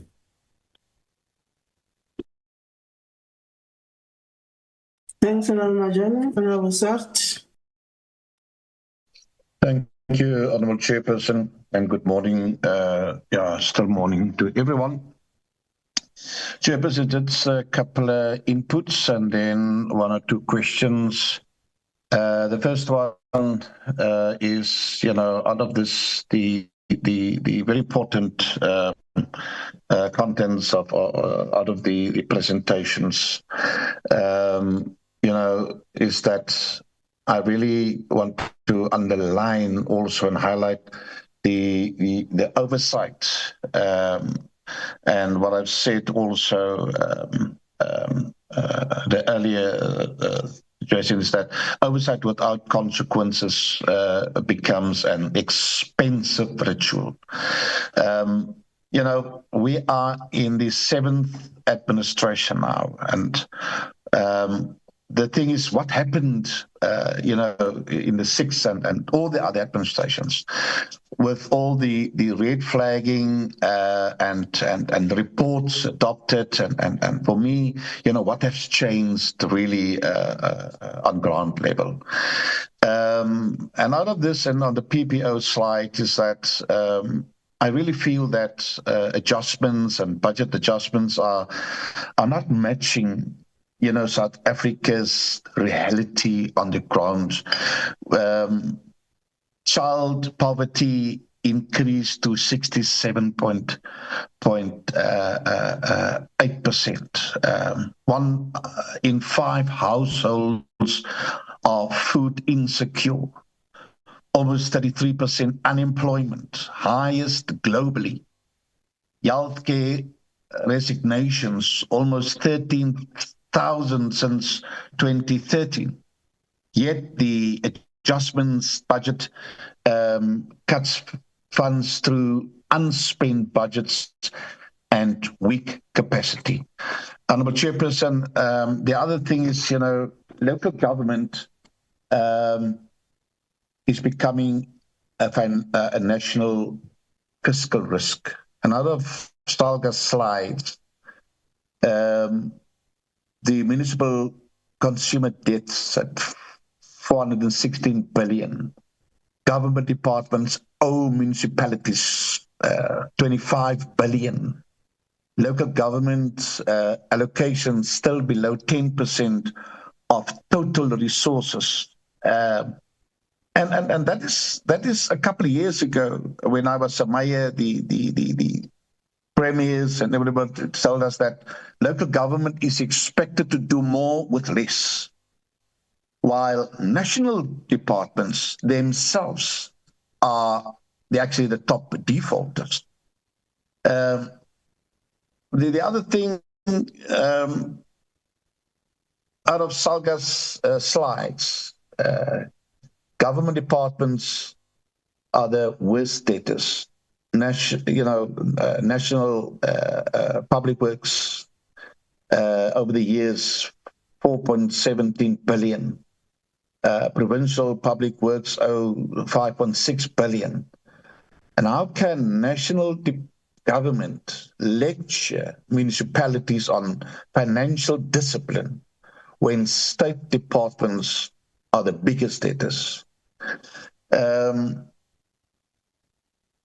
Then a couple of questions, Honourable Chairperson, on PBO slides. Why are we merging and reducing critical grants now while frontline services are collapsing? I'll support the review of conditional grants. We really need to sit down and see how we can review. But at this stage, frontline services are collapsing. And out of the PBO slides, out of the educator vacancies, almost 32,000. Healthcare resignations, and that is worrying factors. The second question, from what exact accountability measures are being applied to departments declaring almost 9 billion in unspent funds? How do we justify cutting services while billions are returned to Treasury every year?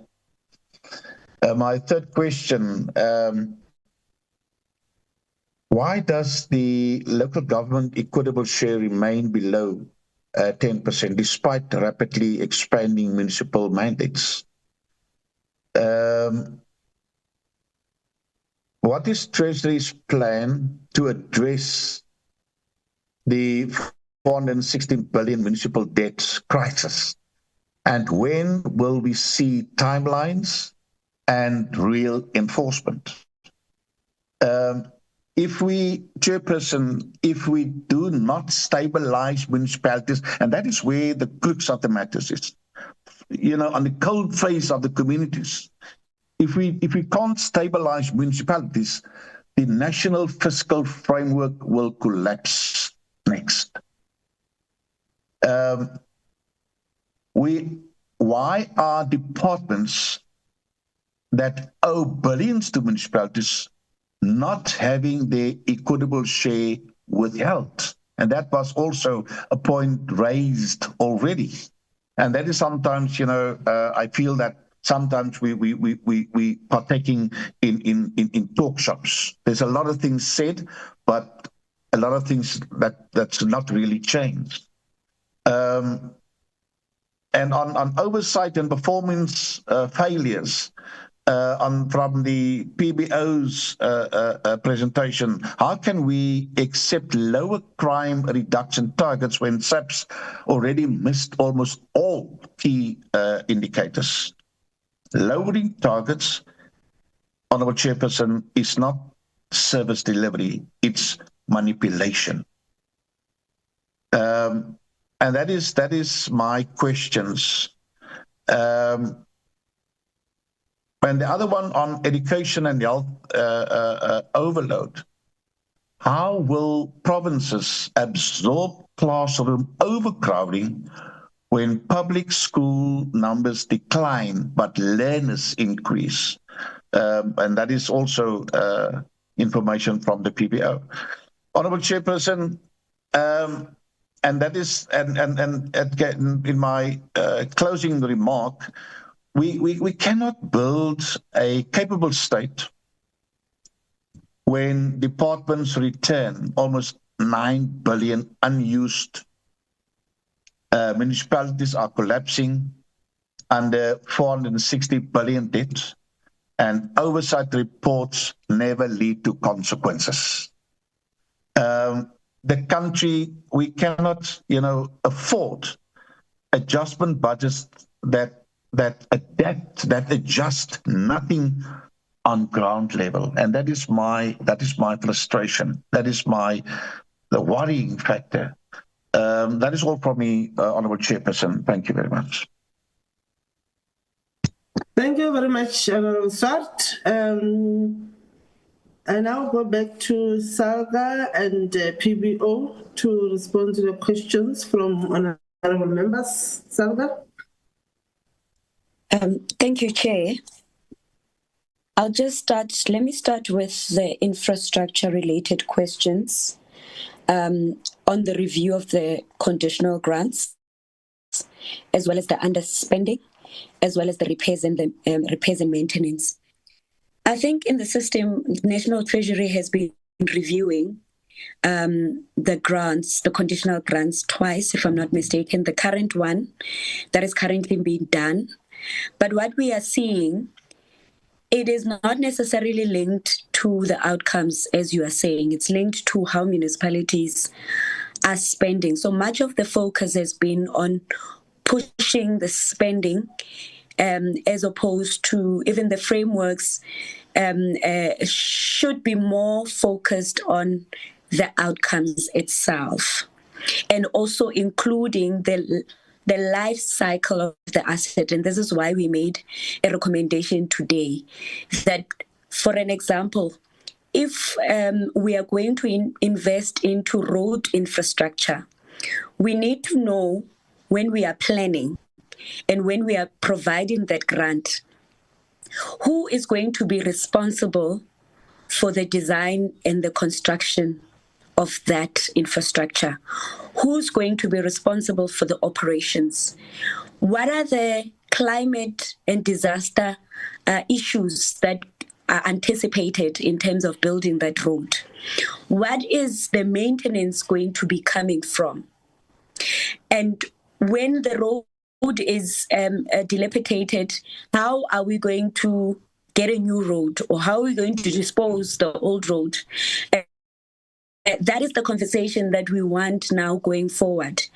And I think much of the issues, it was when we came into the new dispensation, the new government focused on making sure that the majority get access to services without necessarily looking at the current infrastructure that we had. How are we going to make sure that we maintain it? As we accelerate access to services, we equally need to also focus on how we're supposed to continue to maintain the current infrastructure that we were there. So I think that the mistake that we had was just only focusing on the acceleration of new investment and new infrastructure, and not necessarily, the operations and the maintenance took a back seat. And hence we are saying, moving forward, let us learn from that to say, how do we balance the two? Because they are equally important. The population is increasing. We cannot just focus on maintaining. We need to make provision for expansion of services. So the review of the grants needs to take those issues into account, and we did not get that coming out strongly with the review of. It was more about essentially the administrative part of the grant, as opposed of the impact of the grant, and how to do it better in the future. So we have prioritized project preparation, Chair, in terms of assisting municipalities with infrastructure. Why project preparation? It's in two folds.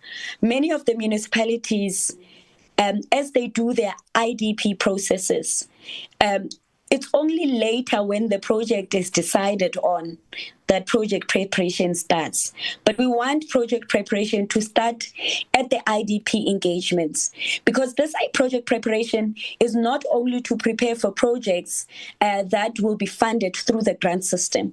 We want projects that will also be funded through alternative mechanisms, such as making sure that those projects at that early stage on should find itself to bankability, so that municipalities can go to alternative financing mechanisms that are available through the borrowing framework. So that's why we prioritize project preparation.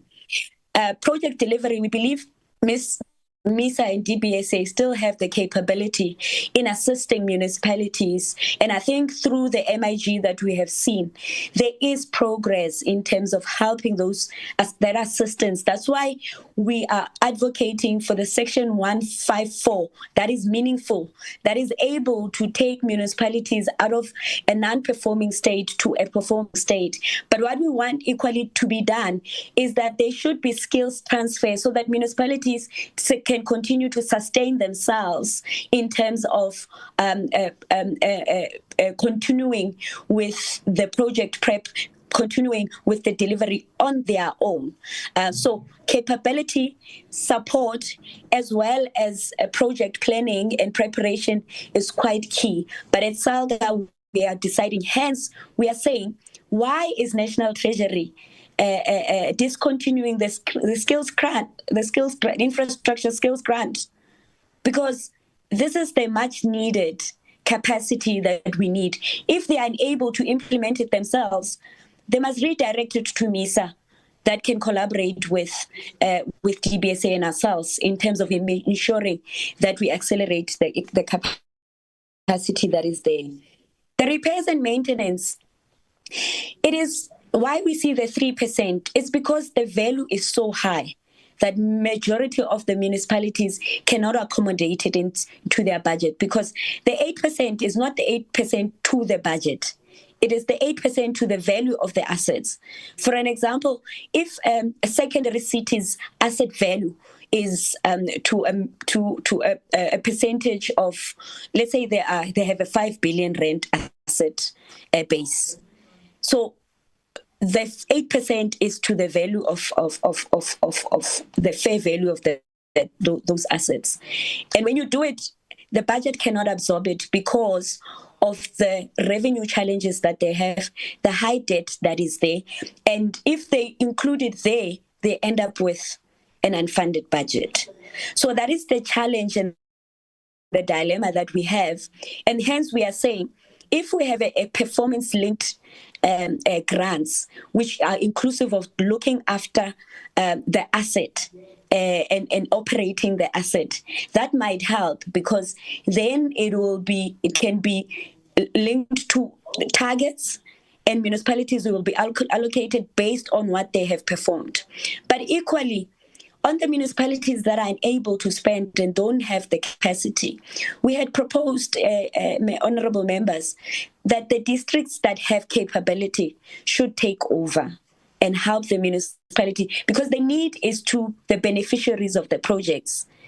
Let's not punish municipalities let's not punish the beneficiaries on the underperformance of the municipalities. And if there's no capability in the district, then the province is there to make sure that those projects still find their way to their intended beneficiaries before that money can be redirected into the fiscus. And we are saying, let's opt for those measures and test them and see if we can still assist and make sure that the delivery the beneficiaries receive the service that they very much require. So there is dedicated support that is much needed to lower capacity municipalities that are unable to spend and that are non-performing. In terms of the stakeholder from Honourable Brits, communities being involved, in the asset management support that we are planning to do, we have seen that we need communities to start taking ownership of the assets of the municipality. So we need to do a consumer awareness. We've started with the payment of services, but we saw that on the asset management side, there is a lot of education in terms of educating the communities about the assets and getting them to own the assets. We don't see the vandalism that we are seeing that actually sets municipality back in terms of infrastructure delivery. Thing that we also and of customer payment is for them to see that as they pay for services, it has to find its way into the repairs and maintenance. So when there is a best pipe, that payment is allocated towards repairing that pipe as quickly as possible and also to reduce the losses. One aspect that we are also embarking on is educating communities about losses. And how they can help municipalities in terms of reducing the losses, the water and electricity losses, and also accelerate the impact of illegal connections and theft in municipalities, which has direct implications into infrastructure delivery, repairs and maintenance of municipalities. That's how we are hoping to reach out to communities in assisting municipalities in their mandate. So one of the key aspects, I think, is Steve Chwete. They have a system of monitoring projects from project preparation until delivery. At any given time, a municipal manager, council, or a mayor can be able to know through that digital platform dashboard where each project is at and how council can take and can provide monitoring in terms of where there are challenges with not meeting the expected outcome. It's something that we thought it's a good monitoring tool that can help from the oversight side, but also from the management of the project side of things. And I think because they've been spending greatly on their conditional grants, it's something that we could see if if other municipalities can adopt in it. But one other important aspect, we had our National Members Assembly the past 2 days. We were accelerating this notion that Parliament is saying we will not be able to get additional funding if we are unable to spend. And we were humbly requesting the councillors and the mayors and the speakers who were there, the MPEX chairs, to start providing oversight, to start looking into the in-year reporting that comes to council and interrogate them in terms of the targets that the municipality had put. And the AG was also there to say she is going to start accelerating findings on the performance, which is the service delivery side of the municipalities. So this we are also accelerating and ensuring that council puts measures in terms of ensuring that the oversight in year is done in a most critical way, and there is also consequence management that are put in place for any non-performance that is incurred. So, Honourable Suisa, this is why we are bringing to yourselves the issue of the equitable share grant data. We've been using the 2011 census data.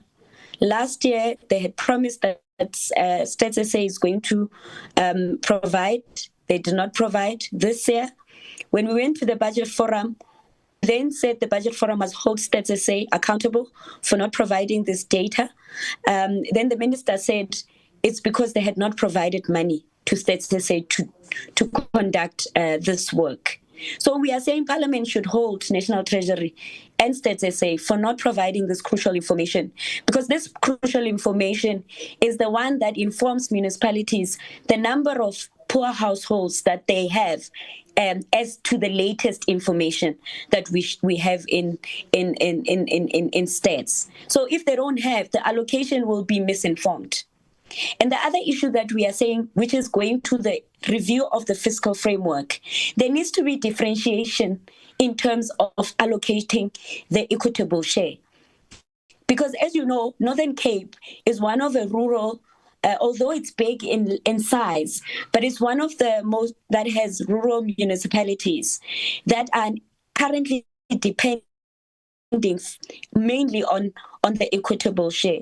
So the revenue raising capacity and the economic activity needs to be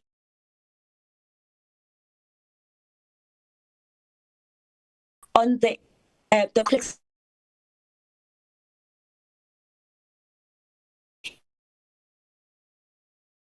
into the formula. And this is something that we have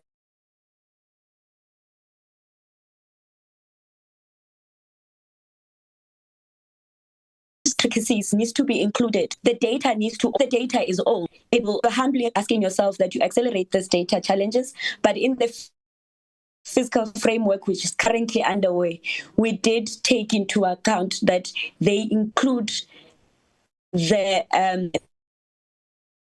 municipalities and other differentiation indicators that can be included into the review of the fiscal framework.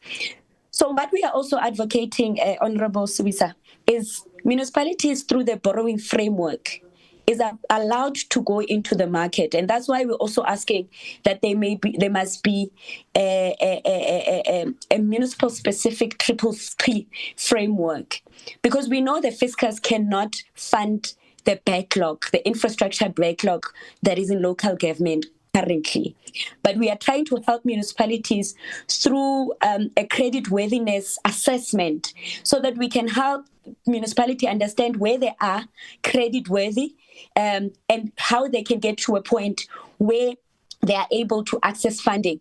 And that's why also through this project preparation that they start developing projects that are bankable, so that they can access and increase the investment that comes in, because the grant system is not going to sustain or bridge the gap.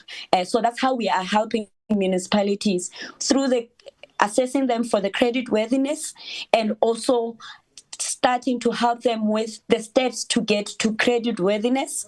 And one of the key things that when we were speaking to funders was the governance, that tell municipalities to get the governance right.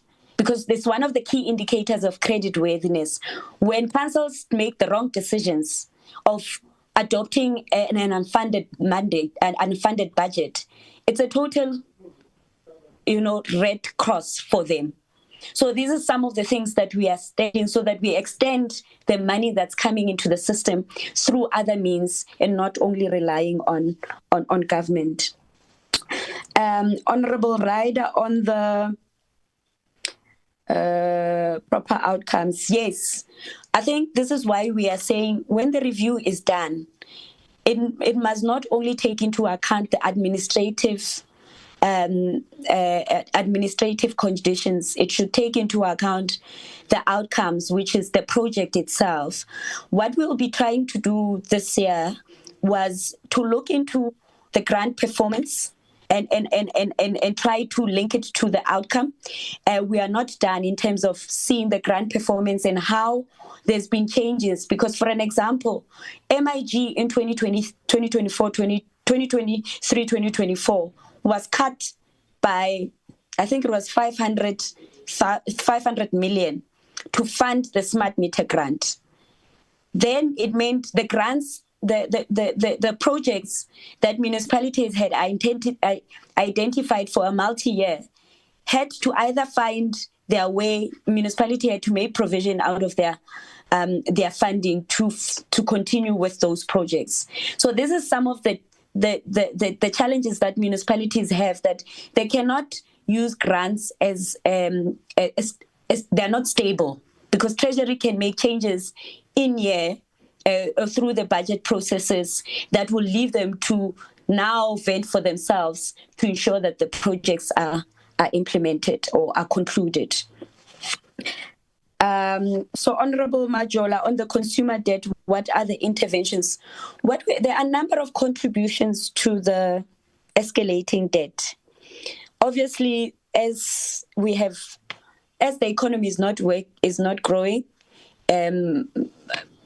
companies are retrenching, high unemployment. That is another component of it.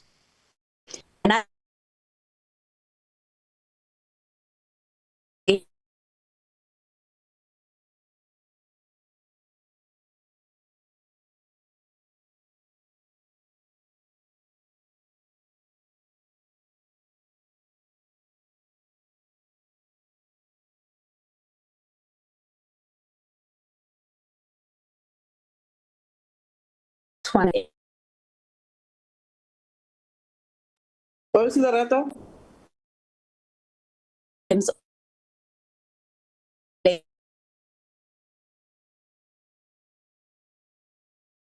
What's the rata?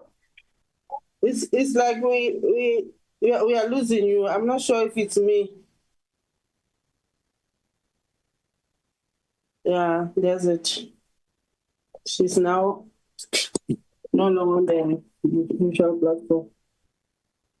Oh, sorry, Chair. I lost my connection. Yes, sorry, I lost my connection. I just realized that I was out of the meeting. I'm not sure where I left the members on. Was it on the debt? Yeah, yes. Okay. So the leadership is a key component and a key driver of making sure that there is a committed effort in terms of reducing the debt and collecting the revenue that is required. So this is something that we'll be taking forward, because early next year, we are calling all councillors to come together so that we raise the issue of their responsibility in revenue and credit control and debt management, with the hope that when the elections, because we are going into an election year, we have seen that there is a low implementation of credit control and debt collection activities during that time. And that has left municipalities more distressed because not much activities are implemented during that time. So we want to raise that awareness, but we equally want to raise the awareness of their responsibilities in telling communities the importance of pay and in making sure that they continuously engage with communities on the importance of pay services. So, business side, we already have an MOU with NBI, and we want to start accelerating engagements with business in terms of helping municipalities on collection of debt from business that is currently owing municipalities. Thirdly, on the government debt, we have already made a submission that the withholding and the withholding of equitable share of government departments that are owing. And honorable members, they should not say that their accounts are incorrect. Public Works had commissioned a study in 2015 to do verification of what is on the accounts of the municipality and what is on their asset register. 142,000 accounts were confirmed to be correct. And those 132 are the ones that needs to be paid. Part of the reason why they said they had not paid is because National Treasury is not allocating full allocations that are supposed to be paid to municipalities. That is one of the challenges. There was other accounts that had not been verified. We had an IGR meeting, ourselves, National Treasury, COGTA, and Public Works, that the National Treasury will commission another and sponsor and fund another verification process to finish off the remaining unverified accounts. So that is what's the commitment on the IGR side, to collect on the unverified accounts. But currently, half of the accounts that are sitting there, should be paid because they've been verified. And secondly, we are calling that the staff of government, the public office bearers of government, should not owe municipalities longer than 90 days. So the code of conduct should align with their code of conduct should be amended to align with the code of conduct of municipal staff as well as municipal councillors, that they should not owe. And once that amendment is done, we'll then request government to start deducting from their salaries. And this is the submission that we are making in terms of us helping municipalities in reducing and stabilizing this debt so that it does not increase. But on the municipal side, we are helping them to reduce the losses that are currently being incurred, either via non-revenue water and electricity. So we're doing an assessment to help municipality know, is it stolen services? Is it billing? Is it infrastructure that is aging? Because once they know exactly how much, if it's 30% non-revenue, what is contributing to that 30%? And once they know, we'll be able to put in measures to help them. But some of the measures will require money. For an example, if there is a township that has not been declared, that township needs to be established through the deeds office. That township, needs to be metered to make sure that now the water goes through a system of measuring. So that is those are the measurements that we are helping municipalities. Indigents are included in that debt. What we're currently doing is we're helping municipalities to comply with the circular that National Treasury and COGTA has issued in terms of ensuring that it has as inclusive number of indigents into their indigent registers as what government is currently funding for.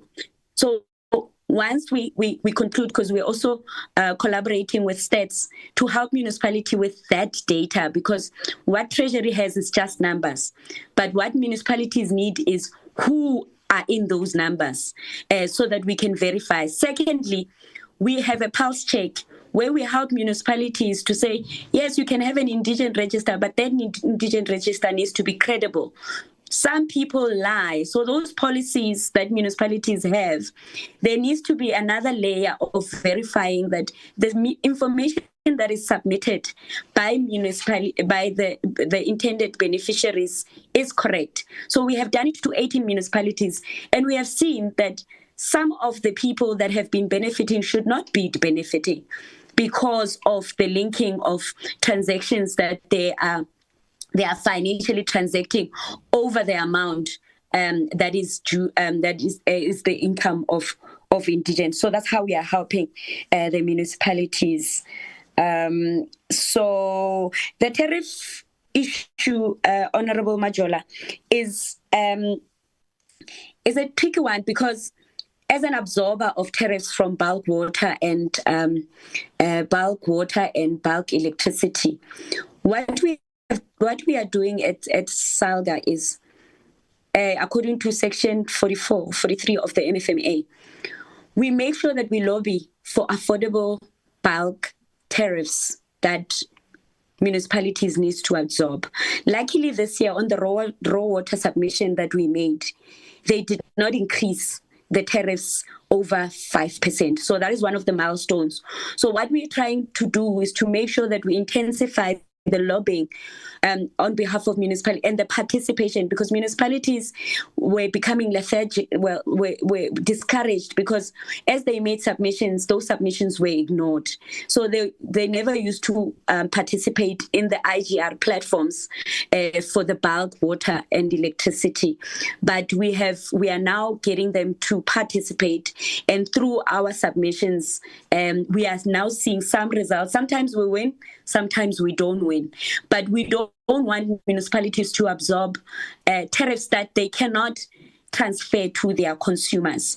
What we've also assisted municipalities as a first phase is for them to do the cost of supply studies for electricity, which we will now increase to the water, so that the municipalities know how much it costs them, but also equally start looking into the inefficiencies that are costing the consumers, so that they reduce on those inefficiencies, so that the tariffs. But the other submission that we've made to Treasury was we need to do an assessment of affordability of customers, because currently most municipalities don't know the type of customers that they have in terms of their different income thresholds and how much they can afford, because it does not mean that the whole salary that they earn, it goes towards servicing municipalities. There's transport, the special issues are costing the workers more money that they spend on transport, accommodation, food that is rising, and I think they've already raised it in a number of presentations. So that affordability study needs to be conducted so that municipalities know the different LSM consumer types that they have, so that when they do the tariffing, they can see which ones can afford which tariffs without necessarily burdening the ones that can afford. Chair. So I will also take the one for Honorable Swells, that we are also accelerating the issue of consequence management, as the Auditor General has already started implementing her powers in terms of the MIs. We have started, through the NMA, that councils needs to have a consequence management policy and making sure that it implements it on the various structures and the various functions and key performance areas, so that they can start implementing and ensuring that they hold everyone that is assigned a task. But equally, what we are saying is we are calling out political parties to start holding whom they have submitted to local government to serve, that they also equally start also implementing consequence management, because there's no one above council besides COGTA and other National Treasury who can hold councils into account. So we're also requesting political parties to also help in terms of ensuring that everyone in the consequence management knows about the roles and responsibility, and if there are no non-performance, there's accountability thereof. Thank you, Chair. I think I've tried to summarize all the questions that they've been posed. Thanks, Osmarato, and thanks, Mama Umabe. And also thank you to the PBO. I'm not sure. PBO, did you have an opportunity to respond? Not yet, if we may, Honourable Chair. Thank you. All right. Thank you, Honourable Chair. First of all, I'd like to thank the Honourable members for their positive responses to our presentation and for the important questions that they're asking. I'm going to ask my colleague Nelia to start and respond to the questions, and then to move on to Busi to respond, and including in her response, I'd ask her to talk about the grant and the question about exclusions. And then next I would ask Kagiso to respond, and to include in her response to talk about education and health issues that were raised, the questions that were raised by honourable members. And Mukundi, I didn't hear any questions specifically for you, but if you want to come in on any of the questions, please come in as well. And then I'll come back in at the end, Honourable Chair. Thank you. Nelia? Thank you, Siraj. I think I will only respond to Honourable Ryder in terms of the contingency reserve. The definition for contingency reserve is basically an amount set aside but not allocated to accommodate changes in the economic environment and to meet unforeseen and unavoidable pressures.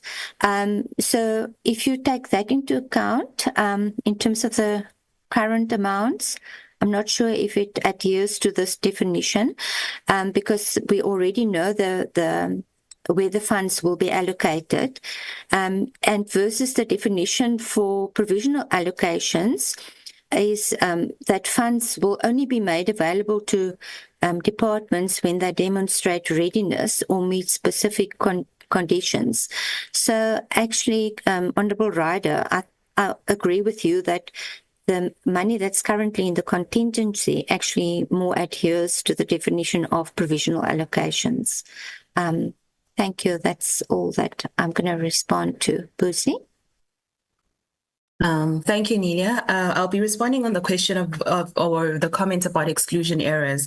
I think what is important is really it's more to say it is harder to be erroneously included than to be excluded. So a lot of work has been done in South Africa, particularly around child grants, and UNICEF and the Children's Institute at UCT particularly have noted, for example, that only 82.6% of eligible children were getting access to the child grants in 2020. So we're looking at 2.2 million children who are excluded from the child grant who should be eligible to receive it. And this is not to say that people are not gaming the system, that some people are not double dipping and so forth, but to say that our greater concern are actually the people who are being excluded, who should technically be in the program. And exclusion errors happen for a number of reasons. So the UNICEF studies show, for example, that parents who are illiterate are more likely to not to be able to access these grants for their children. People in rural areas who are unable to access the SASSA offices. I already mentioned the issue with home affairs, right? So if you are unable to take the day off and spend the whole day waiting to go get the documentation being one of the biggest barriers to access of grants across board. And so there's also just broader issues about the flawed income testing that we are currently experiencing in our country. So of course, members will know that if you apply for a grant, there's a means test. SASSA, obviously, they go and check all your bank accounts and so forth. But just to contextualize, in South Africa, we've got 11 million people, an estimate, right? 11 million people are unbanked. in our country. So if you have an account and somebody else uses your account, you automatically get kicked off the system. So these are kind of the structural challenges that we have in South Africa. The question is, do we understand, can we truly assess in a fair way if somebody should be included and excluded? And more times than not, people are getting excluded. And also because we've had like rapid digitalization and automation of our grant system, it means that obviously there's a lot of challenges that are happening. The SRD grant, they're cross-checking your bank accounts every 3 months. So if you happen to have 1 day of employment within that 3-month period and you get paid the 650 Rand, which would be above the threshold, you get kicked off the grant system. So we, as a country, there are many challenges in terms of income and how we can assess whether people should be excluded from grants. And again, to just reemphasize that more often than not, people are getting excluded as opposed to inclusion errors. We're seeing more exclusion errors rather than inclusion errors across the grant system. So that's that on exclusion errors.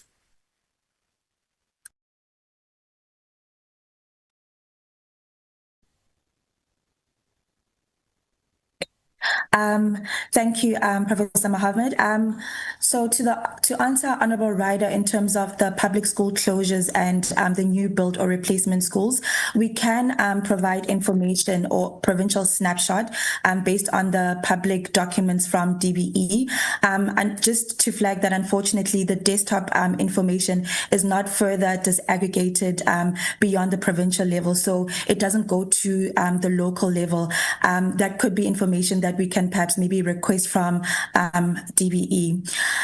With regards to Honorable Majola's question on the inflation target, if it will give relief to households, that is a critical question, Honorable Member. And what we try to highlight is that moving the target to 3% doesn't automatically bring down prices that matter most for households. Also, the adjustment required to get there is a huge concern for us because it will involve tighter monetary policy stance, meaning higher interest rates and a weaker job creation. So unless this target is paired with stronger oversight of administered prices, support for jobs and social protection, and action against retailers who don't pass lower costs of food when their input costs drop, as well as tighter regulation of medical insurance premiums, then the immediate relief for households will be limited, especially for poor households. So our presentation, what we try to do is implore that there must be further interrogation of this particular proposal, because I don't think anything is too late, and that also members as well as the public are more informed whether the macroeconomic and social costs do in fact outweigh the benefits, if any. And the last question from Honourable Swart, we do echo the concerns that you've raised around the crime statistics. So that table, honourable members, shows the performance as of the first quarter. So it's possible that by Q4, the policing would have achieved some of those targets. But we are very concerned as to whether those targets are actually set too low. I mean, when you look at the target for murder, reduction of murder rate of 17%, and a country that has reported 63 murders per day in Q4, we feel that maybe those targets might be a little bit too low, and we implore that maybe policing should consider having more stretched targets. And we should also keep in mind that crime does affect our economy as well as our society at large.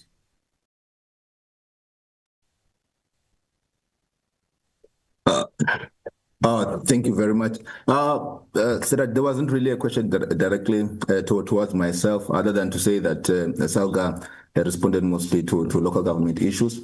And then with regards to details, maybe per provincial expenditure, some of that issues is going to be detailed in the fiscal brief that we produce. So once the brief comes out, it will give more detail on what is happening on provinces. Thank you. Okay, thank you very much, colleagues. I just wanted to end off just our comments on the questions by saying that I think the colleague from Salga raised it well, but I thought I'd just repeat that the issue of maintenance is a big one, and the ability to plan and look at what life cycle costing of projects is really important because over the life cycle of a project, 2/3 of the cost is related to maintenance, and much of that cost is related to costs of employment within local governments and also other parts of government. And so for a long time, the PBO has been arguing that the separation between capital expenditure and cost of employment and other operational costs is not the best way to look at how government's spending its money, and to just focus on increasing capital expenditures is not the answer, because we need the capable people. We need people paid enough with high morale and paying for the expertise, and also to be able to keep corruption and fraud and wasteful expenditure out of the system, and then for those people to be clearly involved in the maintenance of those projects. So I think, and that also then brings us to the broader macroeconomic issues and the fiscal policy framework in terms of the huge backlogs that fiscal consolidation have caused within capital expenditure, and also in terms of trying to put in place wage freezes and not employing people and not filling positions. And so I think we need to, when we think about fiscal consolidation, we need to think about those huge backlogs. And I think it was Honorable Swart to raise the issue of, how poor the conditions are on the ground, and that our budgets and need to take those into account. So I agree that there's a lot of space where we can improve, be more efficient, save, but I also think we need to relate these kinds of broader appropriations committee type issues to the fiscal framework policy type issues as well. I'm going to stop there. Thank you very much for the opportunity for us to respond. Thanks.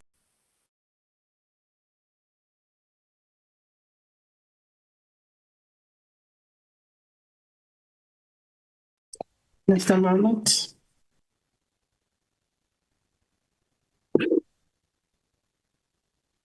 Sorry, could you hear me? Honorable Chair, were you speaking to me? No, it's fine. You are done. Yes. Yes. Okay. No, thanks very much, Acting Director. Thanks very much, Salga. Mema Umagwa, thanks very much. And with us, Lorato and the team, the PBO's office, Mr. Mohammed and the team, and honorable members, thanks very much for your contribution, that you ask questions and making sure that at least we are able to understand the frustrations and advices from Salga, and also the advices, the briefing from the PBO's office. Honorable members, thanks very much, and let's take this opportunity to wish. Chairperson. Yes, ma'am. Chairperson, my hand is up. Oh. Okay, I didn't check the hands. I thought we are done. Okay, Honorable Sibisa.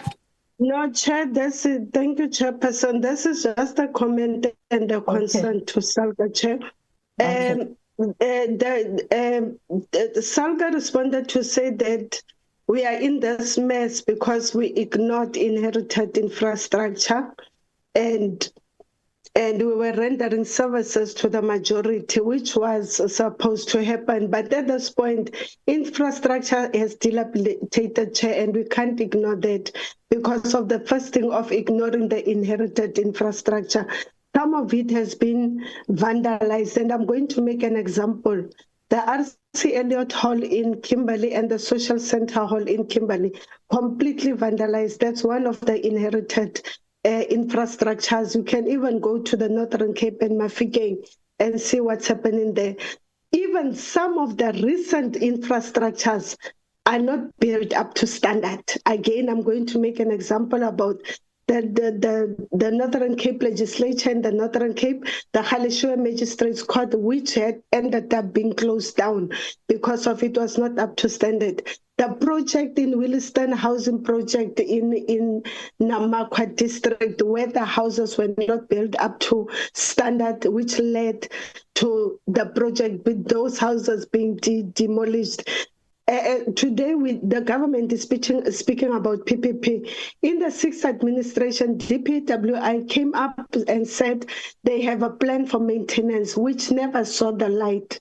So, Chair, what my comment was saying is that it's a little too late to be saying that we have ignored the inherited infrastructure, because even the ones that are built today, they are not up to standard.